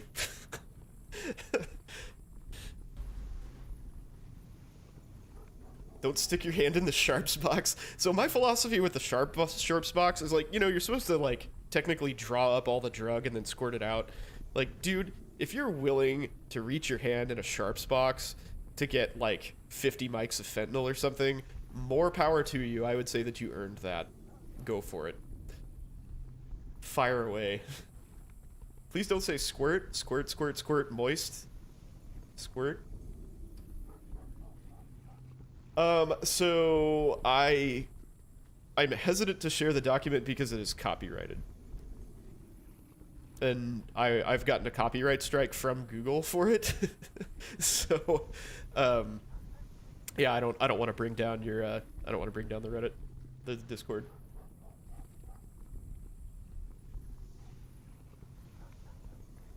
Yeah. Yeah, I posted this on Reddit actually. I straight up posted this on Reddit, and it was actually up for like a week, and then I got a copyright strike. So sucks for me, but whatever.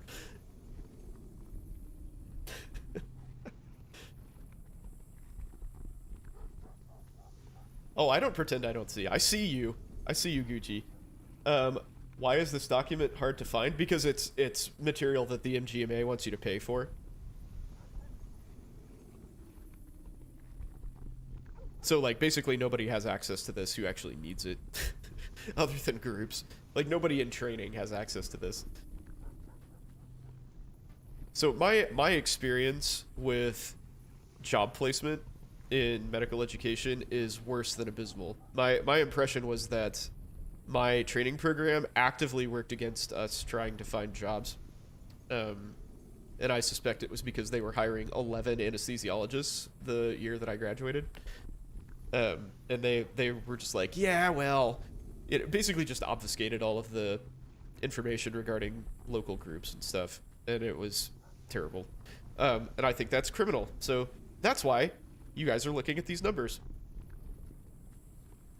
So, yes, squirting is super real. Oh God.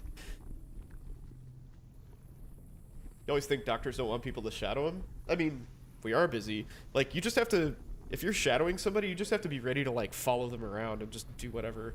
Because, you know, you can't, like, participate, really, but you can see what's going on. I actually had a guy from my stream contact me, and I think he's, like, 2 hours from Kansas City. And he drove up and shadowed me one day, and he was there on a really good day. He saw this, like, cool heart surgery and a bunch of other stuff. Can you shadow me if I fund your plane ticket to KC? Dude, I thought we already went over this earlier. I am not rich. I'm definitely not rich. And I'm not funding your plane ticket. I'm in Kansas City. Risking TMCA notices for pre-meds. I mean, it's everybody. Like, everybody should, you know, everybody should have access to this, in my opinion. So, there it is.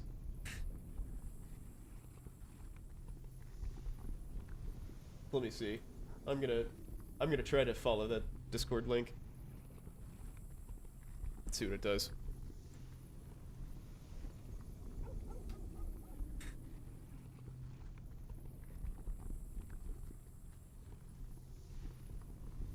Oh, weird. There's a typo in Discord. I'm gonna try it here.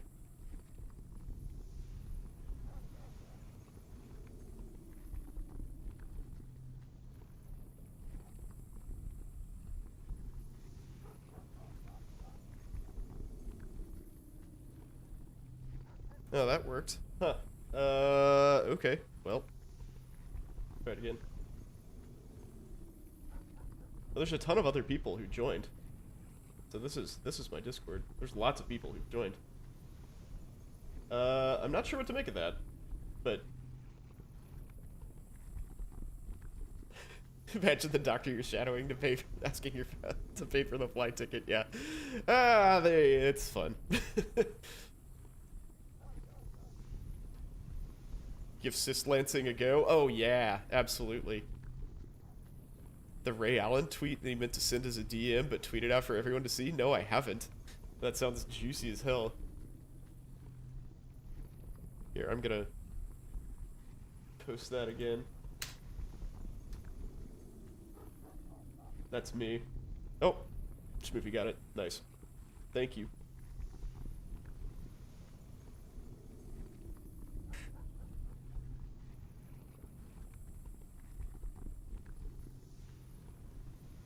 I might as well look at this.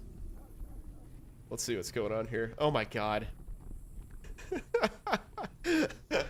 Why did I look at that on stream? Why did I do that? Orkran, thanks for following, man. That's a fine how do you do. God. Oh, need to adjust my camera a little more. Boop, boop, boop. Alright.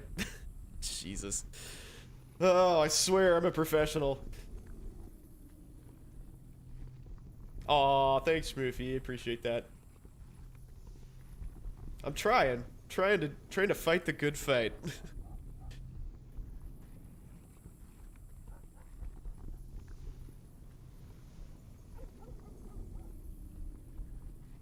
Got any friends in Massachusetts? I'll shadow them. I don't, unfortunately. But it sounds like you're very good at destroying COD.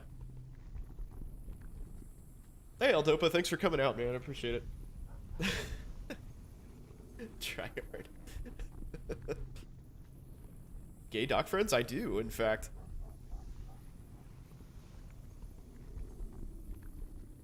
Yes. Also, yes. Let's see, what else do we need to talk about here? So we covered finance, like, you know, healthy habits, finding a place to live. Really good questions tonight, by the way. Indian plastics, ortho, or neuro? No, one of my partners is, though. So, I know you'd be slumming it with anesthesia, but nah. You gotta start somewhere, right? To start her wife. Or husband, whatever. I don't know how that works.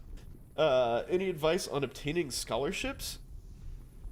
Is DO a good route to anesthesiology? Yeah, I think so. I mean, the match rate is definitely worse. We can look at that. So overall, the match rate is, you know, this. Man,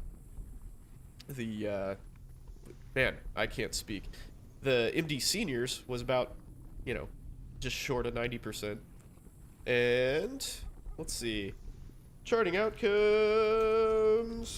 DO. I've forgotten what it was for the DO. 122. Here we go. Scrolling down, scrolling down. There we go. Oh, this is... Wait. This is exactly the same thing. Not what I wanted. Does anybody have the specific DO? Is this one? Yeah, this is... Okay, this is what I want. There we are. So for DOs, it's about 50%, right? Oh, is it farther down in this? Oh, no, not in that. This. Oh, well, whatever. I'll leave that there since I got this up anyway. Yeah, so match rate, still not great, but it depends on where you want to match, right? So if you're trying to match in the Midwest, you're probably okay. Like, nobody wants to come to the Midwest. It's flyover country. Meh. Yeah, so regarding the scholarship thing, yeah, apply for them. Look for grants. You know, harass your school, basically. Be like, hey, I applied for this scholarship. What do you think? How about it? Yeah, I mean, that's not a good match rate, for sure. Like, I wouldn't, you know, I would not set your sights on that. Like, if you're in DO school and you're like, I want to do anesthesia, you know, except that you're probably going to end up doing something else, because 50% rate is not good. And hedge your bets, right? Don't apply to competitive programs. Apply to places that people don't want to go.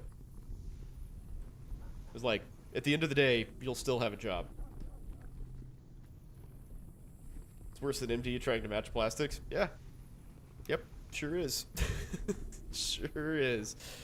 Because that's, what, like 60%-ish? Something like that.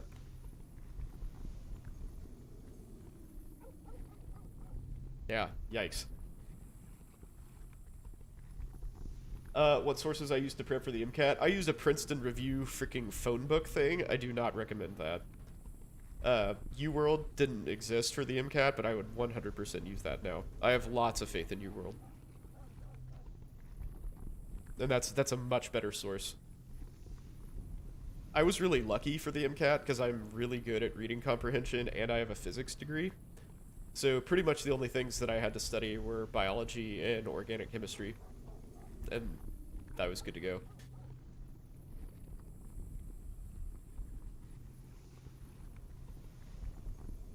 Can you check good specialty? I mean, you're looking at all of the specialties, not just the bad ones. This is every specialty. Why did I have to study bio? Yeah, I was a bio major. But I mean, like, the biology is just so... The other stuff is very basic compared to the biology.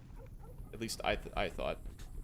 Like, the physics in there is super easy. It's all, like, first year introductory physics. But the biology's, like, all the way through.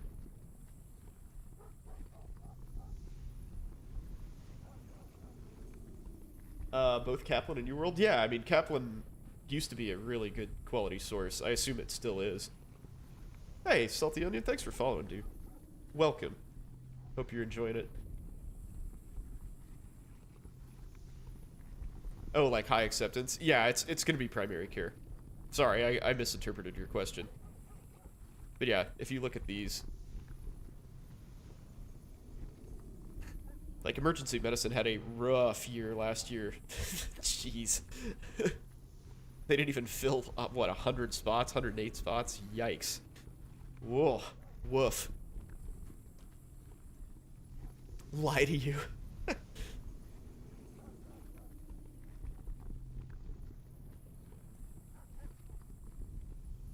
Yeah, Kaplan is a very reputable source for pretty much anything. And UWorld is, like I said, awesome. I had nothing but good experiences with UWorld for all 3 step exams.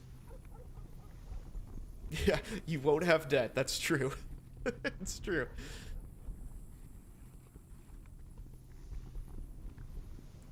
I do not want to take your MCAT.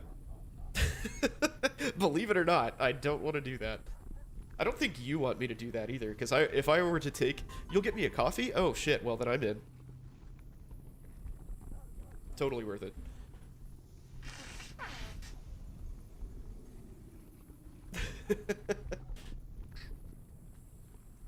Just give you 50K. Yeah, so the thing is, if you wanted me to take your MCAT, I would wing it. I'd just show up and take it and see what happens. I would probably not do well.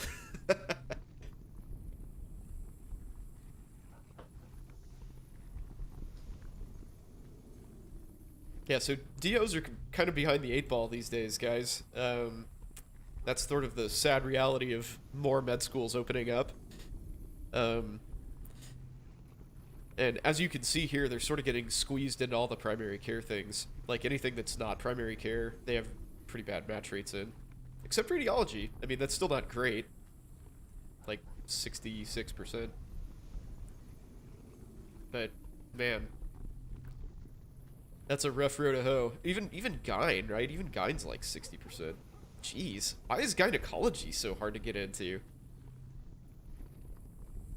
That doesn't make any sense.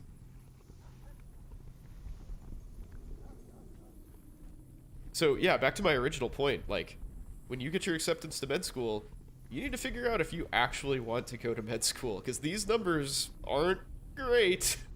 If you're wanting to do something other than, like, family practice or peds or IM or whatever, you can play some Octopath. I've been playing it. I'm done with the, like, core story now, and I'm moving on to, like, the second chapters. It is awesome. That is a great game. Yeah, step 1 pass-fail will make it worse, I agree. God Destroyer. Thanks, man. Lots of follows tonight, man. Thank you, guys. I hope you're enjoying the stream. Hope you're enjoying the talk. I haven't done this for a while. This is fun. This is a good time. No, I'm not done with the game. I'm not done with the game. I'm done with the, like, meeting all the characters. I've gotten all the characters so far. I'm like 20 hours in. No, I didn't complete the game. Damn it. No. No, I'm like 20 hours into it. How's the baby? Oh, very healthy, but doesn't sleep. Hey, Rainy Day, thanks. Thanks. Glad you're enjoying it. Yeah, she's, fire up that bitch after the AMA. Man, screw that, I'm going to sleep. Yeah, baby's good. The last week or so, she's been kind of sleeping like a normal baby, which is really nice. Would med school with pass-fail be better than a lot of DOs with ABC? Are you talking about like an MD school specifically? I mean, an MD school with pass-fail, yeah, for sure. 'Cause, I mean, these numbers, these differences speak for themselves, right? And pass-fail's kind of the way to go. I'm not really convinced that grading style makes much of a difference in your qualification for residency. I don't think it does. Yeah, I don't know why DOs have ABC. I had ABC, ABCDF, but yeah, I'm not sure why that's a DO thing. I didn't know that was a DO thing, but Aaron, oh my god. It's my bourbon-loving ARPG playing friend. Thanks, man. That's a huge raid. Appreciate it. Welcome. As you can see, we're not actually playing Last Epoch right now. But we're talking about matching into medical residencies. What's up, dude? I've been watching all of your videos. Thank you. Oh no, med school. It's coming. It's coming. Yeah, I'm hooking up with the med school or MCAT Reddit Discord and just talking about it. I think we're just kind of wrapping up the AMA portion of things, so I may actually get into some Last Epoch here in just a minute. And they're all gone? They're not all gone. See? There's one right there. You got an MD. How'd your stream go, by the way, Aaron? Everything cool? I'm super looking for... I'm going to do a Golem answer for sure, man. I love your unique, by the way. All right, Schmoofy. Thank you very much, guys. I think I'm going to stop the AMA as well, but thank you, everybody, for coming out. Appreciate it. Sorry for the sound options. But appreciate all you guys mods and all that. How much vitamin D should you take a day? Golem answer is mine. It's mine too. I'm taking it. All right, y'all. Have a good one. It went great. There we go. Disconnect quietly. No. I'm not gonna go to sleep now. I'm good. Oh, it was podcast night. Nice. Yeah, podcast is fun. I'll have to go back and watch it. Vitamin D that you should take in a day. I don't know that there's any recommendations on that, but vitamin D is pretty tough to hurt yourself with vitamin D. Oh no, that's gonna... Well, 400 IUs. Ah. So I guess that's kind of like minimum. I personally take a 5,000 unit D before I go work out. Yes, I just said I took a 5,000 unit D. Shut up. I said that. Yeah, I know. I know what I said. Get over it. Hey, Guilty, what's up, dude? Take as much as you think is good for you. And then take a little more, right? And you find out it's not good for you. I did say D. I did say D. Oh, man. Goodness. Well, here's Last Epoch. Let's do this for a minute, shall we? Yeah, it's a good stance. It's a good rules to live by, right? Yeah, 400 to 600 I think is generally the recommended dose. Hence why most calcium comes with that much. But yeah, whenever I'm gonna go exercise, I take a crap load of it just to, I don't know. It's voodoo. There's no science. There's no science behind that whatsoever. It's just me being weird. But yeah. So welcome. Welcome everybody. Hope you guys had a good podcast. Gonna play Pally on March 9th? I don't know. I don't know what I'm gonna play. I was screwing around on the you know, like the multiplayer beta thing with a volcanic orb sorcerer, and that went really well. Like crazy well. So I don't know.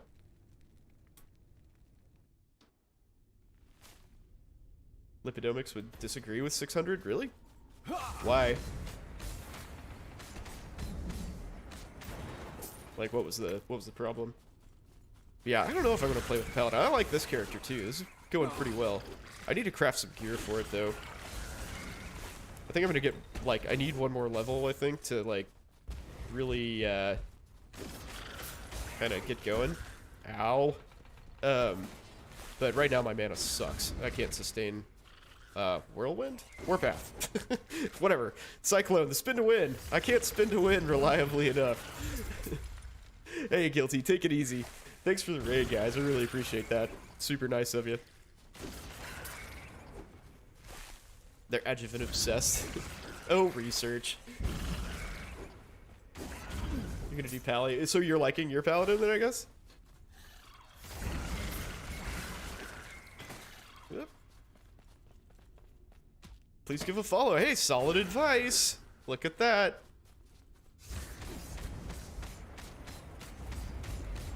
Totally dig it.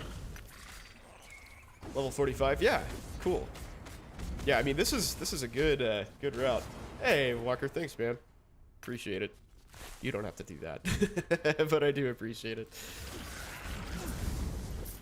I know Aaron's always going to be first in your heart, though, and that's okay. That's all right.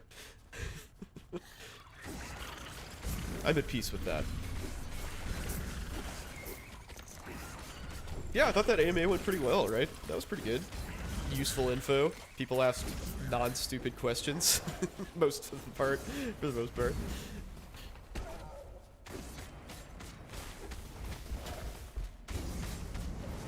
Oh, there's no sound in this. Ah, son of a bitch, man. I've been having so many sound problems. Me no like. I'll have to fiddle with that. Yeah. Oh well. Yeah, that was nice to get back to. I haven't done an AMA with him for a long time. I think it's kind of one of those things where, like, I've done it enough where you sort of anticipate some of the questions and just, like, talk through it. make it so that people don't ask the dumb shit. I do that with patients, actually. I do that all the time. Where you have your, like, spiel and you've learned what people ask you and you just, like, say it before they can ask. It's really... It saves a lot of time and frustration. Alright. Last epoch. I want to hear your sweet sounds. Is that gonna do it? No. Nah, that's what it was. Jeez. Jeez. You fired your dietitian because you both started to gain weight? That's awesome. What weapon am I? Yeah, it's some random ass staff that I used, that I found, and it's like, it just has a crap load of damage over time. Well, I guess I'm gonna have to screw around with Last Epoch sound. Yeah. That's it. Lots of ignite, lots of damage over time. That's really the only thing keeping it alive. I'm looking for, I think I'm gonna switch to, where is it? Some big ass mace, I forgot the name. Boldar's Wrath. Boldar's Wrath!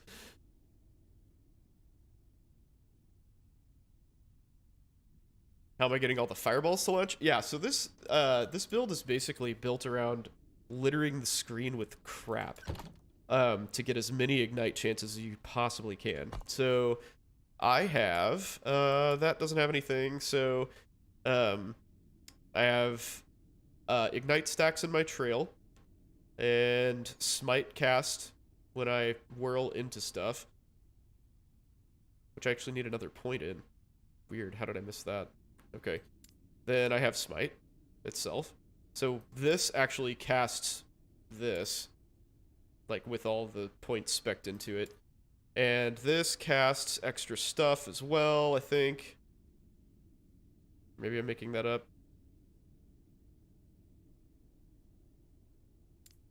I have something else that casts, like, crap at people. I can't remember what it was. Or, oh, yeah, I think maybe it's a passive skill. Which apparently I have 2 unspent skill points. Where should I put those? Is it this? It's this, yeah, the Divine Bolts, yeah. So I get the Divine Bolts, and then also the Smite. Yeah, Sigil is very mana intensive, but I have like 0 mana. I really need to work on that. Very much need to work on that. Let's see. What do I want? Do I want that? That's pretty good. That also helps solve my mana. Here, let's... Mana. All of those things? Oh, no, it's just that one. Let's see. Attunement and mana regen. Healing effectiveness, health, and damage. Okay, yep, that's gonna win right there. I dig. Okay. Why don't I see if I can get any new gear here? Yes. Oops. Give me that. Judgment crit multi. And... Rive crit multi? It's kind of weird. Yeah, pass.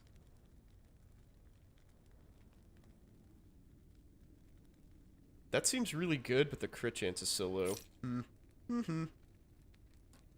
Now that I can deal with. We'll set that aside. That's pretty cool.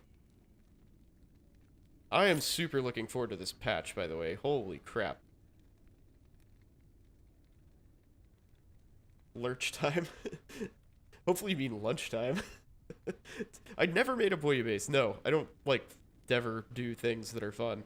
You should know that. I'll probably stream for, like, another half hour or so. Just kind of get some of my, nerdiness out. I didn't really get to do much today. My kid was screaming and high maintenance, as per usual. So I'll take advantage. There we go. That's a solid idol. Not for this build, but also a solid idol. Wow. All right. Okay, I already have a couple of those. I'll shatter that. Shatter that. Shatter that. Shatter, shatter, shatter, shatter. That doesn't make any sense. Okay, sweet. Give me sweet shards of awesomeness. Take care. Thoughts on Kai Cenat breaking the world for most active subs over 300k? I didn't know that. I'm gonna see if I can restart Steam and get sound in my last epoch.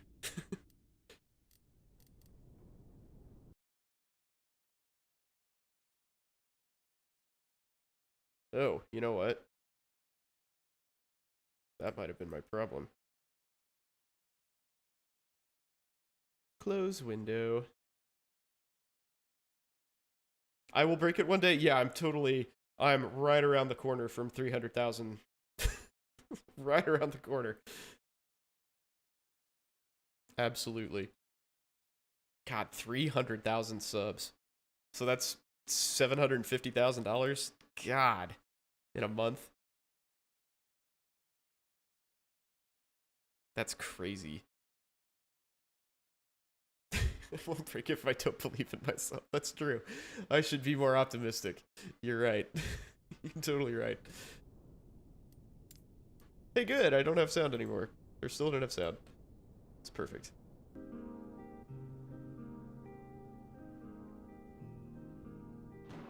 There we go. Did that work? It did not work. Cool. Glad I did that. So glad.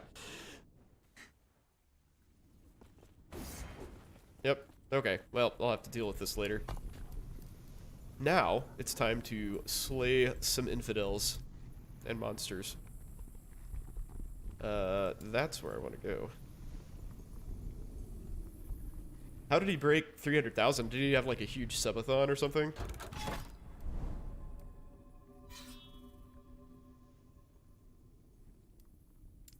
I'm totally jealous of those guys, by the way. It seems like he just kind of like fucks around. He just does a bunch of weird shit and like... Okay. Oh yeah. Hit the wrong keys. Oh yeah, I'm also rocking Judgment for like a bunch of extra damage and Ignite chance, and it does lots of damage, which is great.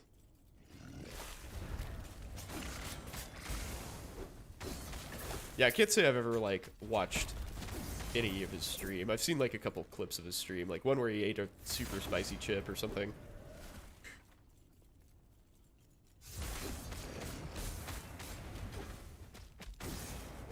And occasionally I get, you know, in my, like, Google News feed, I occasionally get, like, oh my god, streamer drama! He's involved in this! Like, okay. Don't really care. Would it be worth you to reach out to the loan forgiveness people and see if you can get paid out in cash? No. They will not do that. That's an awesome thought, though. I wish that was a thing that happened. Why not? Because they're not going to give you cash. I mean, they'll give you a check. Like, they'll give you a loan check, right? I feel sick. Well, maybe you should explain that to him. Just be like, man, but I really feel sick. Could you please give me cash for my loans? And they'll be like, yeah, sure. Absolutely. How much do you need? Oh, your loans are only that much? We'll give you twice that. Since you're feeling so bad. I mean, isn't that how your loans get dispersed? I always had to go pick up a check for my loans.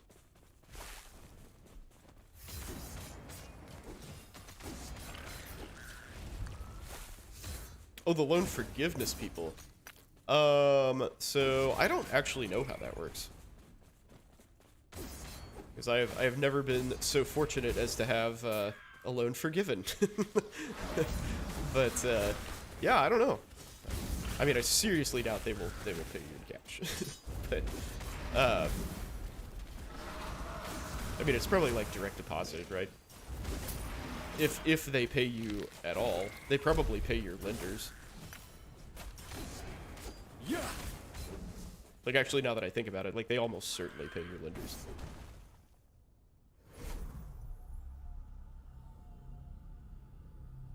Didn't I just say direct deposit? I just fucking said that. Damn it. I mean, dude, go ahead. If you want to call him, I'm not stopping you. I'm not stopping you.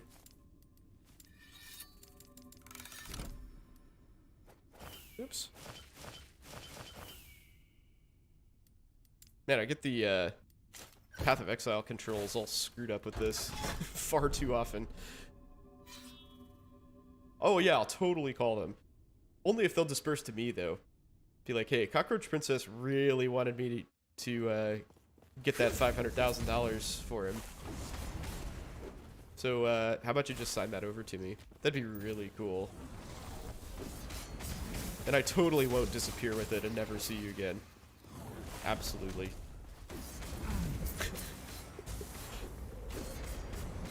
I guess you probably know where I live, though, so maybe that's not as good of an idea as it sounds. The effigy of oblivion. Stand down or die. Can you guys hear the game? By the way? Because it looks like it's, like, doing stuff. Because I can't hear the game, which is really confusing.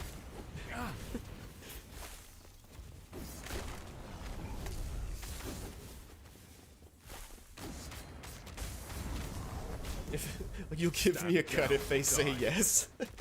Well, shit, man. Consider me on the phone. Consider me on the freaking phone.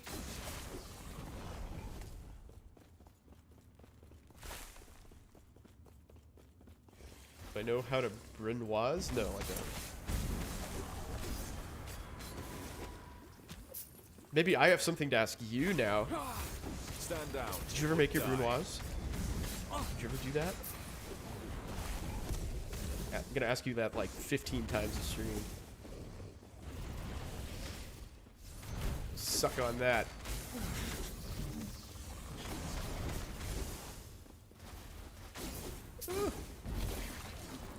Jesus, I need more mana. Oh my god. Oh my god. You know how to Brunoise. Perfect.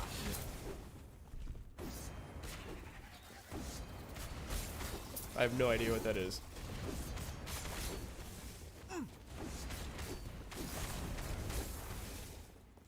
And I sense that that might be a big problem.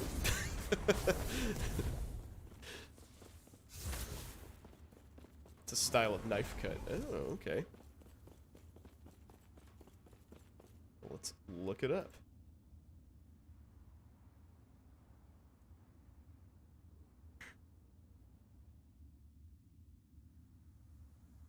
Ooh, fancy cubing. All right.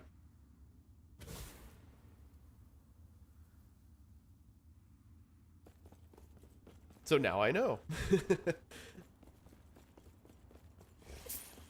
I'm sure I could probably do that. I don't know if I could do it well, but I can make it happen. That's the trick, right? Like, I can cut shit with a knife, but can I do it well and efficiently and make a, you know, a bunch of equally sized cubes? I can do it, Julian. My knife skills are not great, though.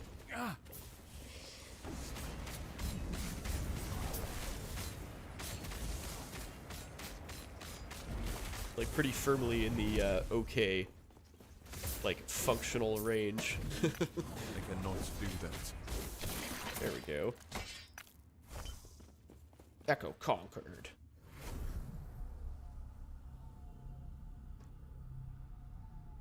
You know what I just thought of? I might have the sound all the way down. No, I don't.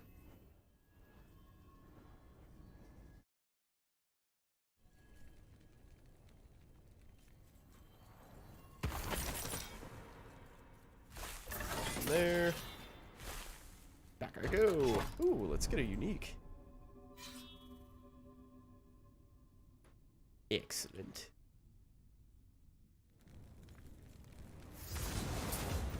Level 69. Nice. Nice.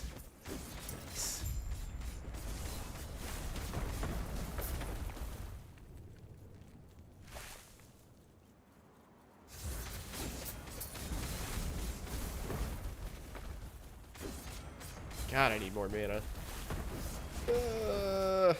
Okay, I have to go craft more gear after this, Echo. This is ridiculous. Playstyle is painful.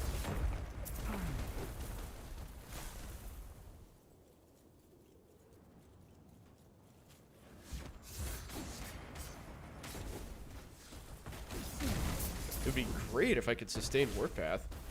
Like, I'm igniting the living shit out of everything.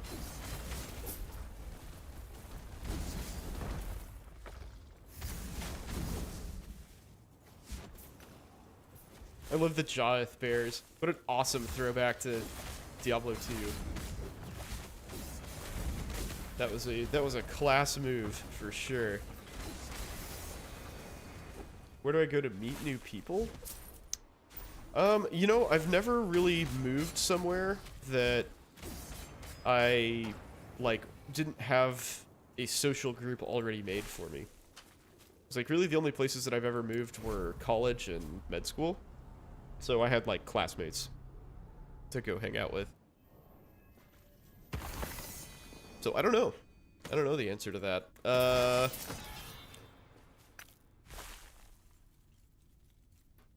I probably... Man, is it sad that I don't know where I would go to meet people?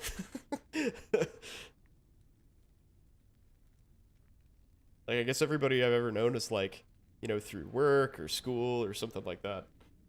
Yes. Oh, I have another point. Boop, boop, boop, boop. Tinder? I mean, yeah. Yes. All of the above, right? All of the above. Hit on... That's not bad, actually. I could see myself... Oh, Jesus. I could see myself adding that to something. Wow, 7.1 is pretty good. I bet you that tops what I have already.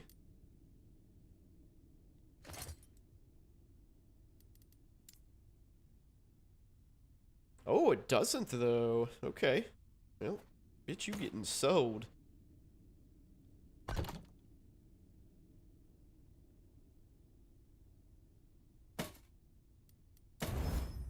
see, shatter all this stuff. Shattering the stuff. Forge strike. Yep.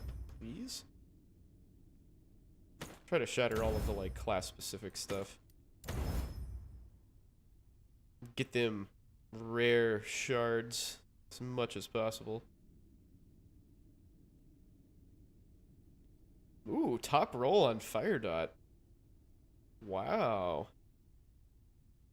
Dang, that's a pretty sweet ring. Okay. Alright, RNG, alright. One of your professors is on Grindr in an open relationship with his husband and matched with a second-year student. Great. What could possibly go wrong with that scenario? You don't match on what? Oh, okay. That's so much less interesting. Yes. Why did you have to piss on my parade like that? I really do not appreciate that.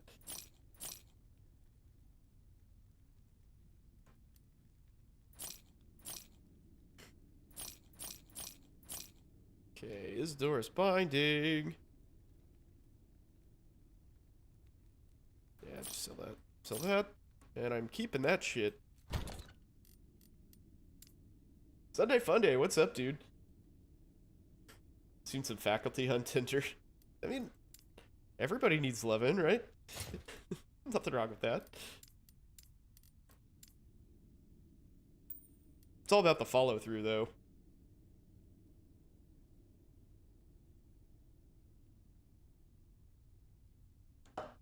Yeah, if you actually, like, reach out to him.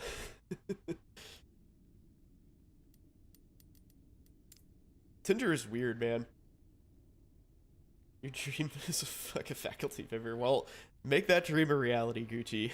You do it. Tinder's like Grindr but straight. Oh, thanks for clearing that up for me. I appreciate it. Super helpful. Straight-ish. I think we have a vote for straight-ish. What in the fuck is going on here? Okay. Those are all the physical skills. What did I take a point away from? It's a pretty nice belt for this build, honestly. That bleed is actually ignite chance. Guys with the women tag trying to match with dudes? What? Oh, that's creative. I'll give you that. I'll give you that.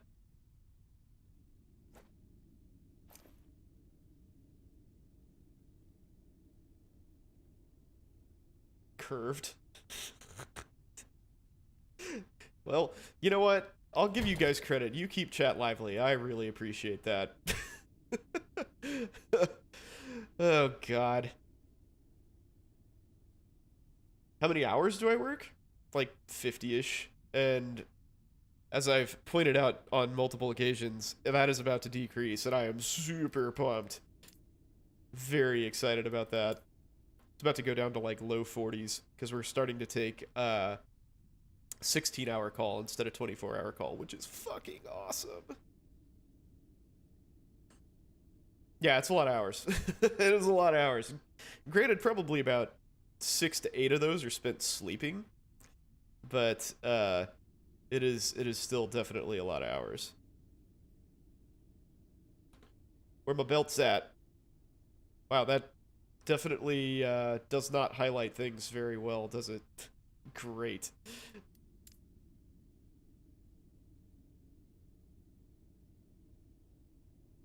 Increased fire damage? Sold. Hell yeah. Let's go. I can't wear this. Oh, I can't wear it. 73? Boo. Poison fizz. Something tells me these aren't actually crafted items. I just kind of threw shit in the stash tab. LE dot over time, poison damage. With some forging potential. Let's see if I can switch that poison to something that actually freaking matters to me. How about that? Minion health? No. Chance to find potions? Sure. Am I taking a pay cut? No. I'm actually probably getting a raise, if anything. Would I get rid of this chat for a less lewd chat if they were just as active? No, I don't care. This is definitely interesting.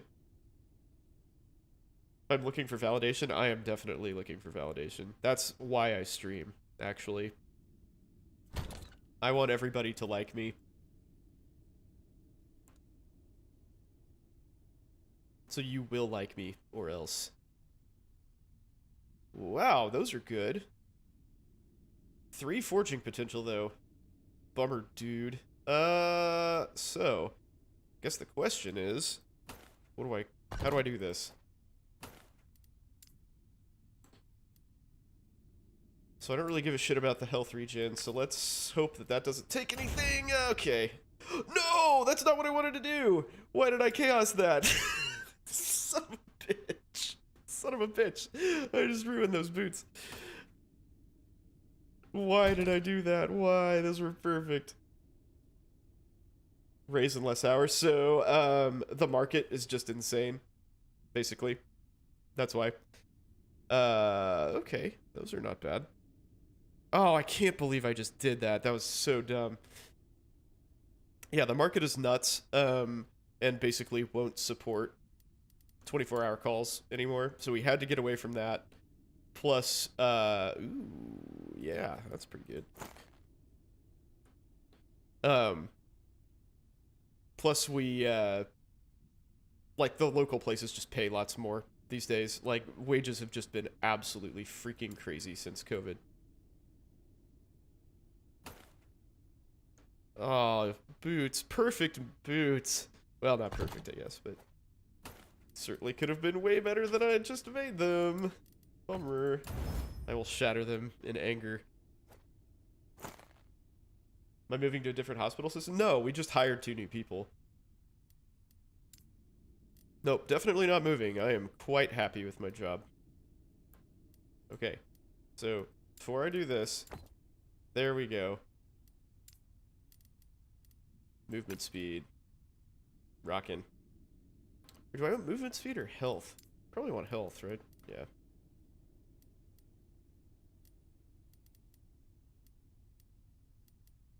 So I'll put some vitality on there. Yep.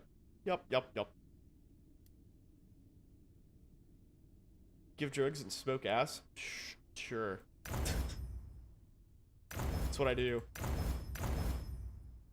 Whoa, got me some T6 strength on there, huh? Cool. Affix is maxed.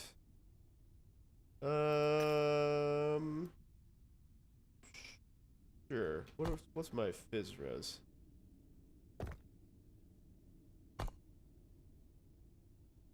I want to gamble. Yeah, I do. I want to gamble. See if I can get something better. Health! Oh, that was so fucking good. That makes up for destroying that other pair of boots. Yeah, that was hot. Okay, cool. Nice boots. I don't know if I want to get rid of either of these. Actually, I think I have better gloves than that. Can you see Boots on stream? And for those of you who don't know, Boots is my cat, and he's gigantic. He's like, I think he's like 18 pounds. Huge ass tomcat.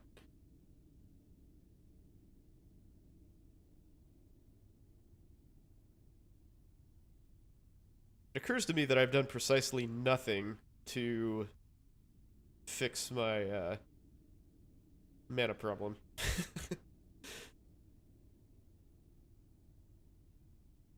Slow on hit, time rot. Oh, that's cool.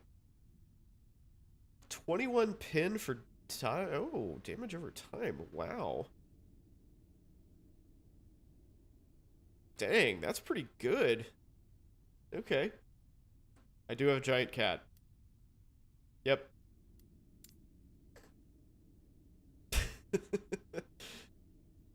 You know all about boots.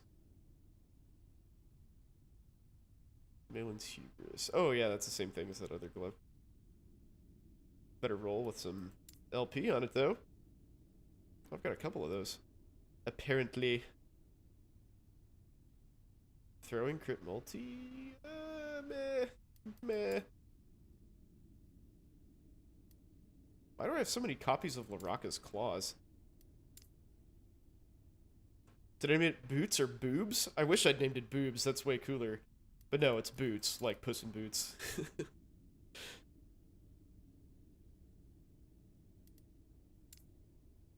What's the endurance on this? Hmm.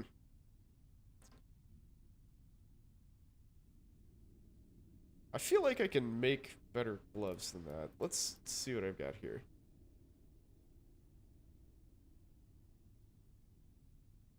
Mana crit. Okay. I mean, that's a pretty solid start. So I've got to address that mana at some point. I don't know if I can go without Ellie Leech, though.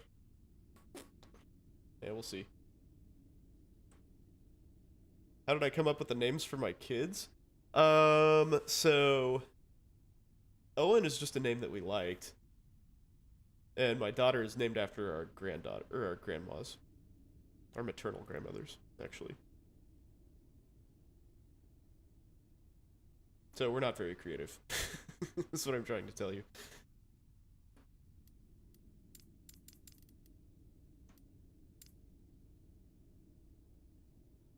Tin attunement.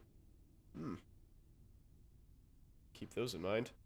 Fire res, minion damage. That's a lot of forging potential. Wow. Okay.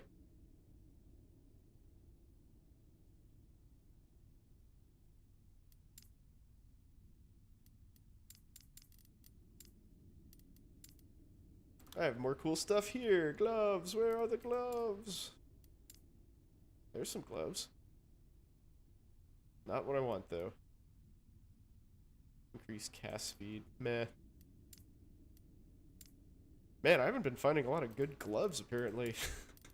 That I'm just, like, getting rid of them.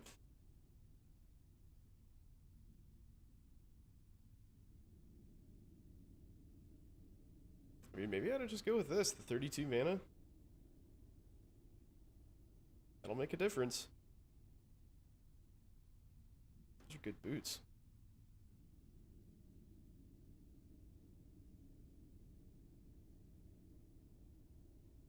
Throwing attack damage. Oh, I can't get rid of that. Boo.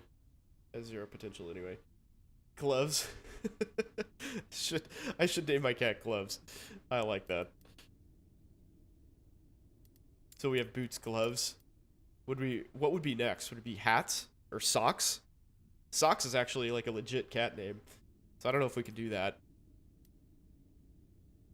My son looks more like my wife, and my daughter so far definitely looks like me. Like, it's pretty clear. My son's kind of like more of a blend, but he's definitely favors my wife.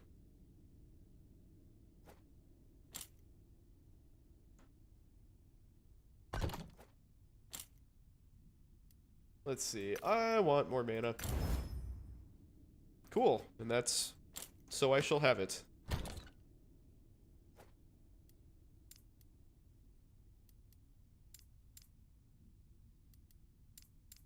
feel like there's probably some unique I can use that's much better for mana solution than random ass gloves with no armor. Let's see. So ignite, fire dot. I feel like I kind of have to have this, even though I'm not using flame reeve. This is a ridiculous ring for me.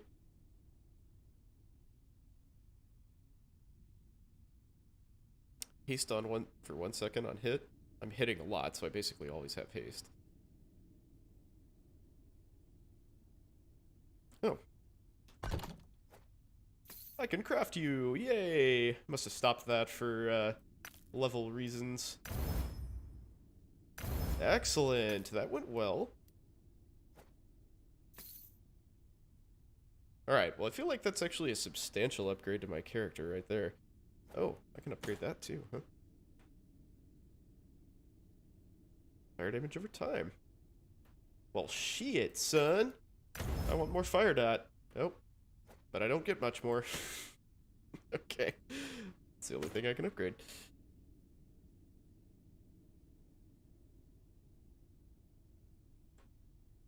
What microphone do I have? It's a blue Yeti, just stereotypical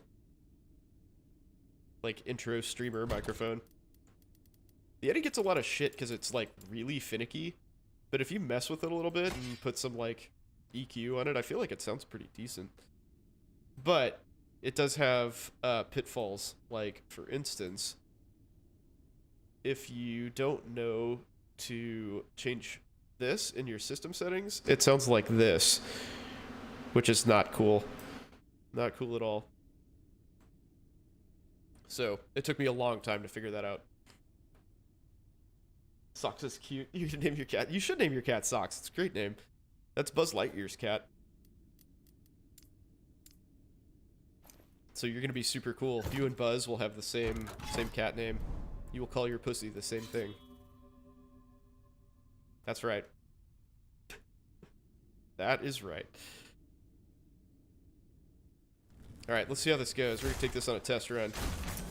Can I sustain my attacks for a little bit longer? So far, so good. That's one pack down. Yes! Best character ever! Patrolling Infernal Husk, right?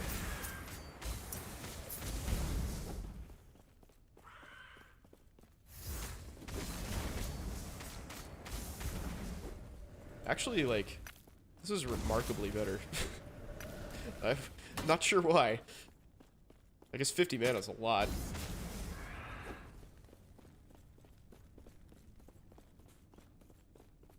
Big boy, you missed the AMA earlier, man. I think you probably would have enjoyed that. Kawaki will end up killing Gerudo. I have no freaking clue what you're talking about. So yes, absolutely. Actually, I think they'll just kill each other. They'll meet in an epic clash of the Titans. And, like, it'll be like Claymore versus Dagger. Where, like, one guy gets stabbed in the heart and the other one just, like, gets cut in half with follow-through. I called it. You heard it here first. Stand down or die. Oh, good. There's my old friend running out of mana.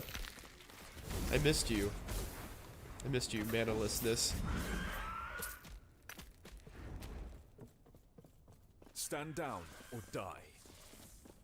Shit, am I gonna need like 200 mana to sustain this build? Kill me now.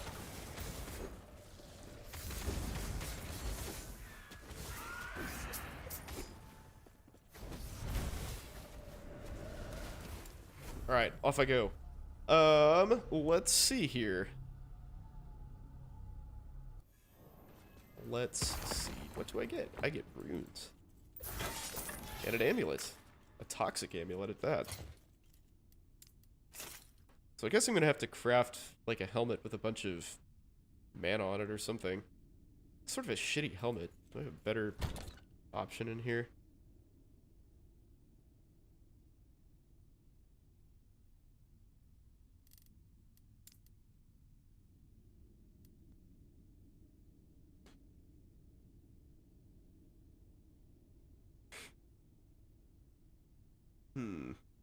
Bleed effect.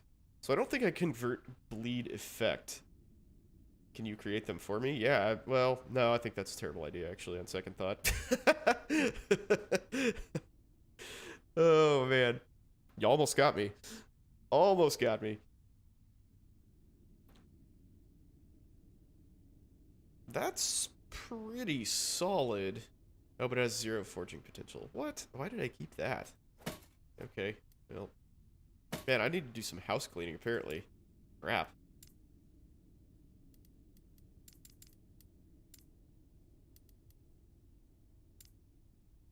Is that a... yeah, that's a mage hat.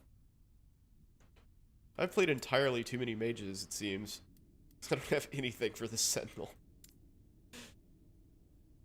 Alright, boys, it's farm and gear time.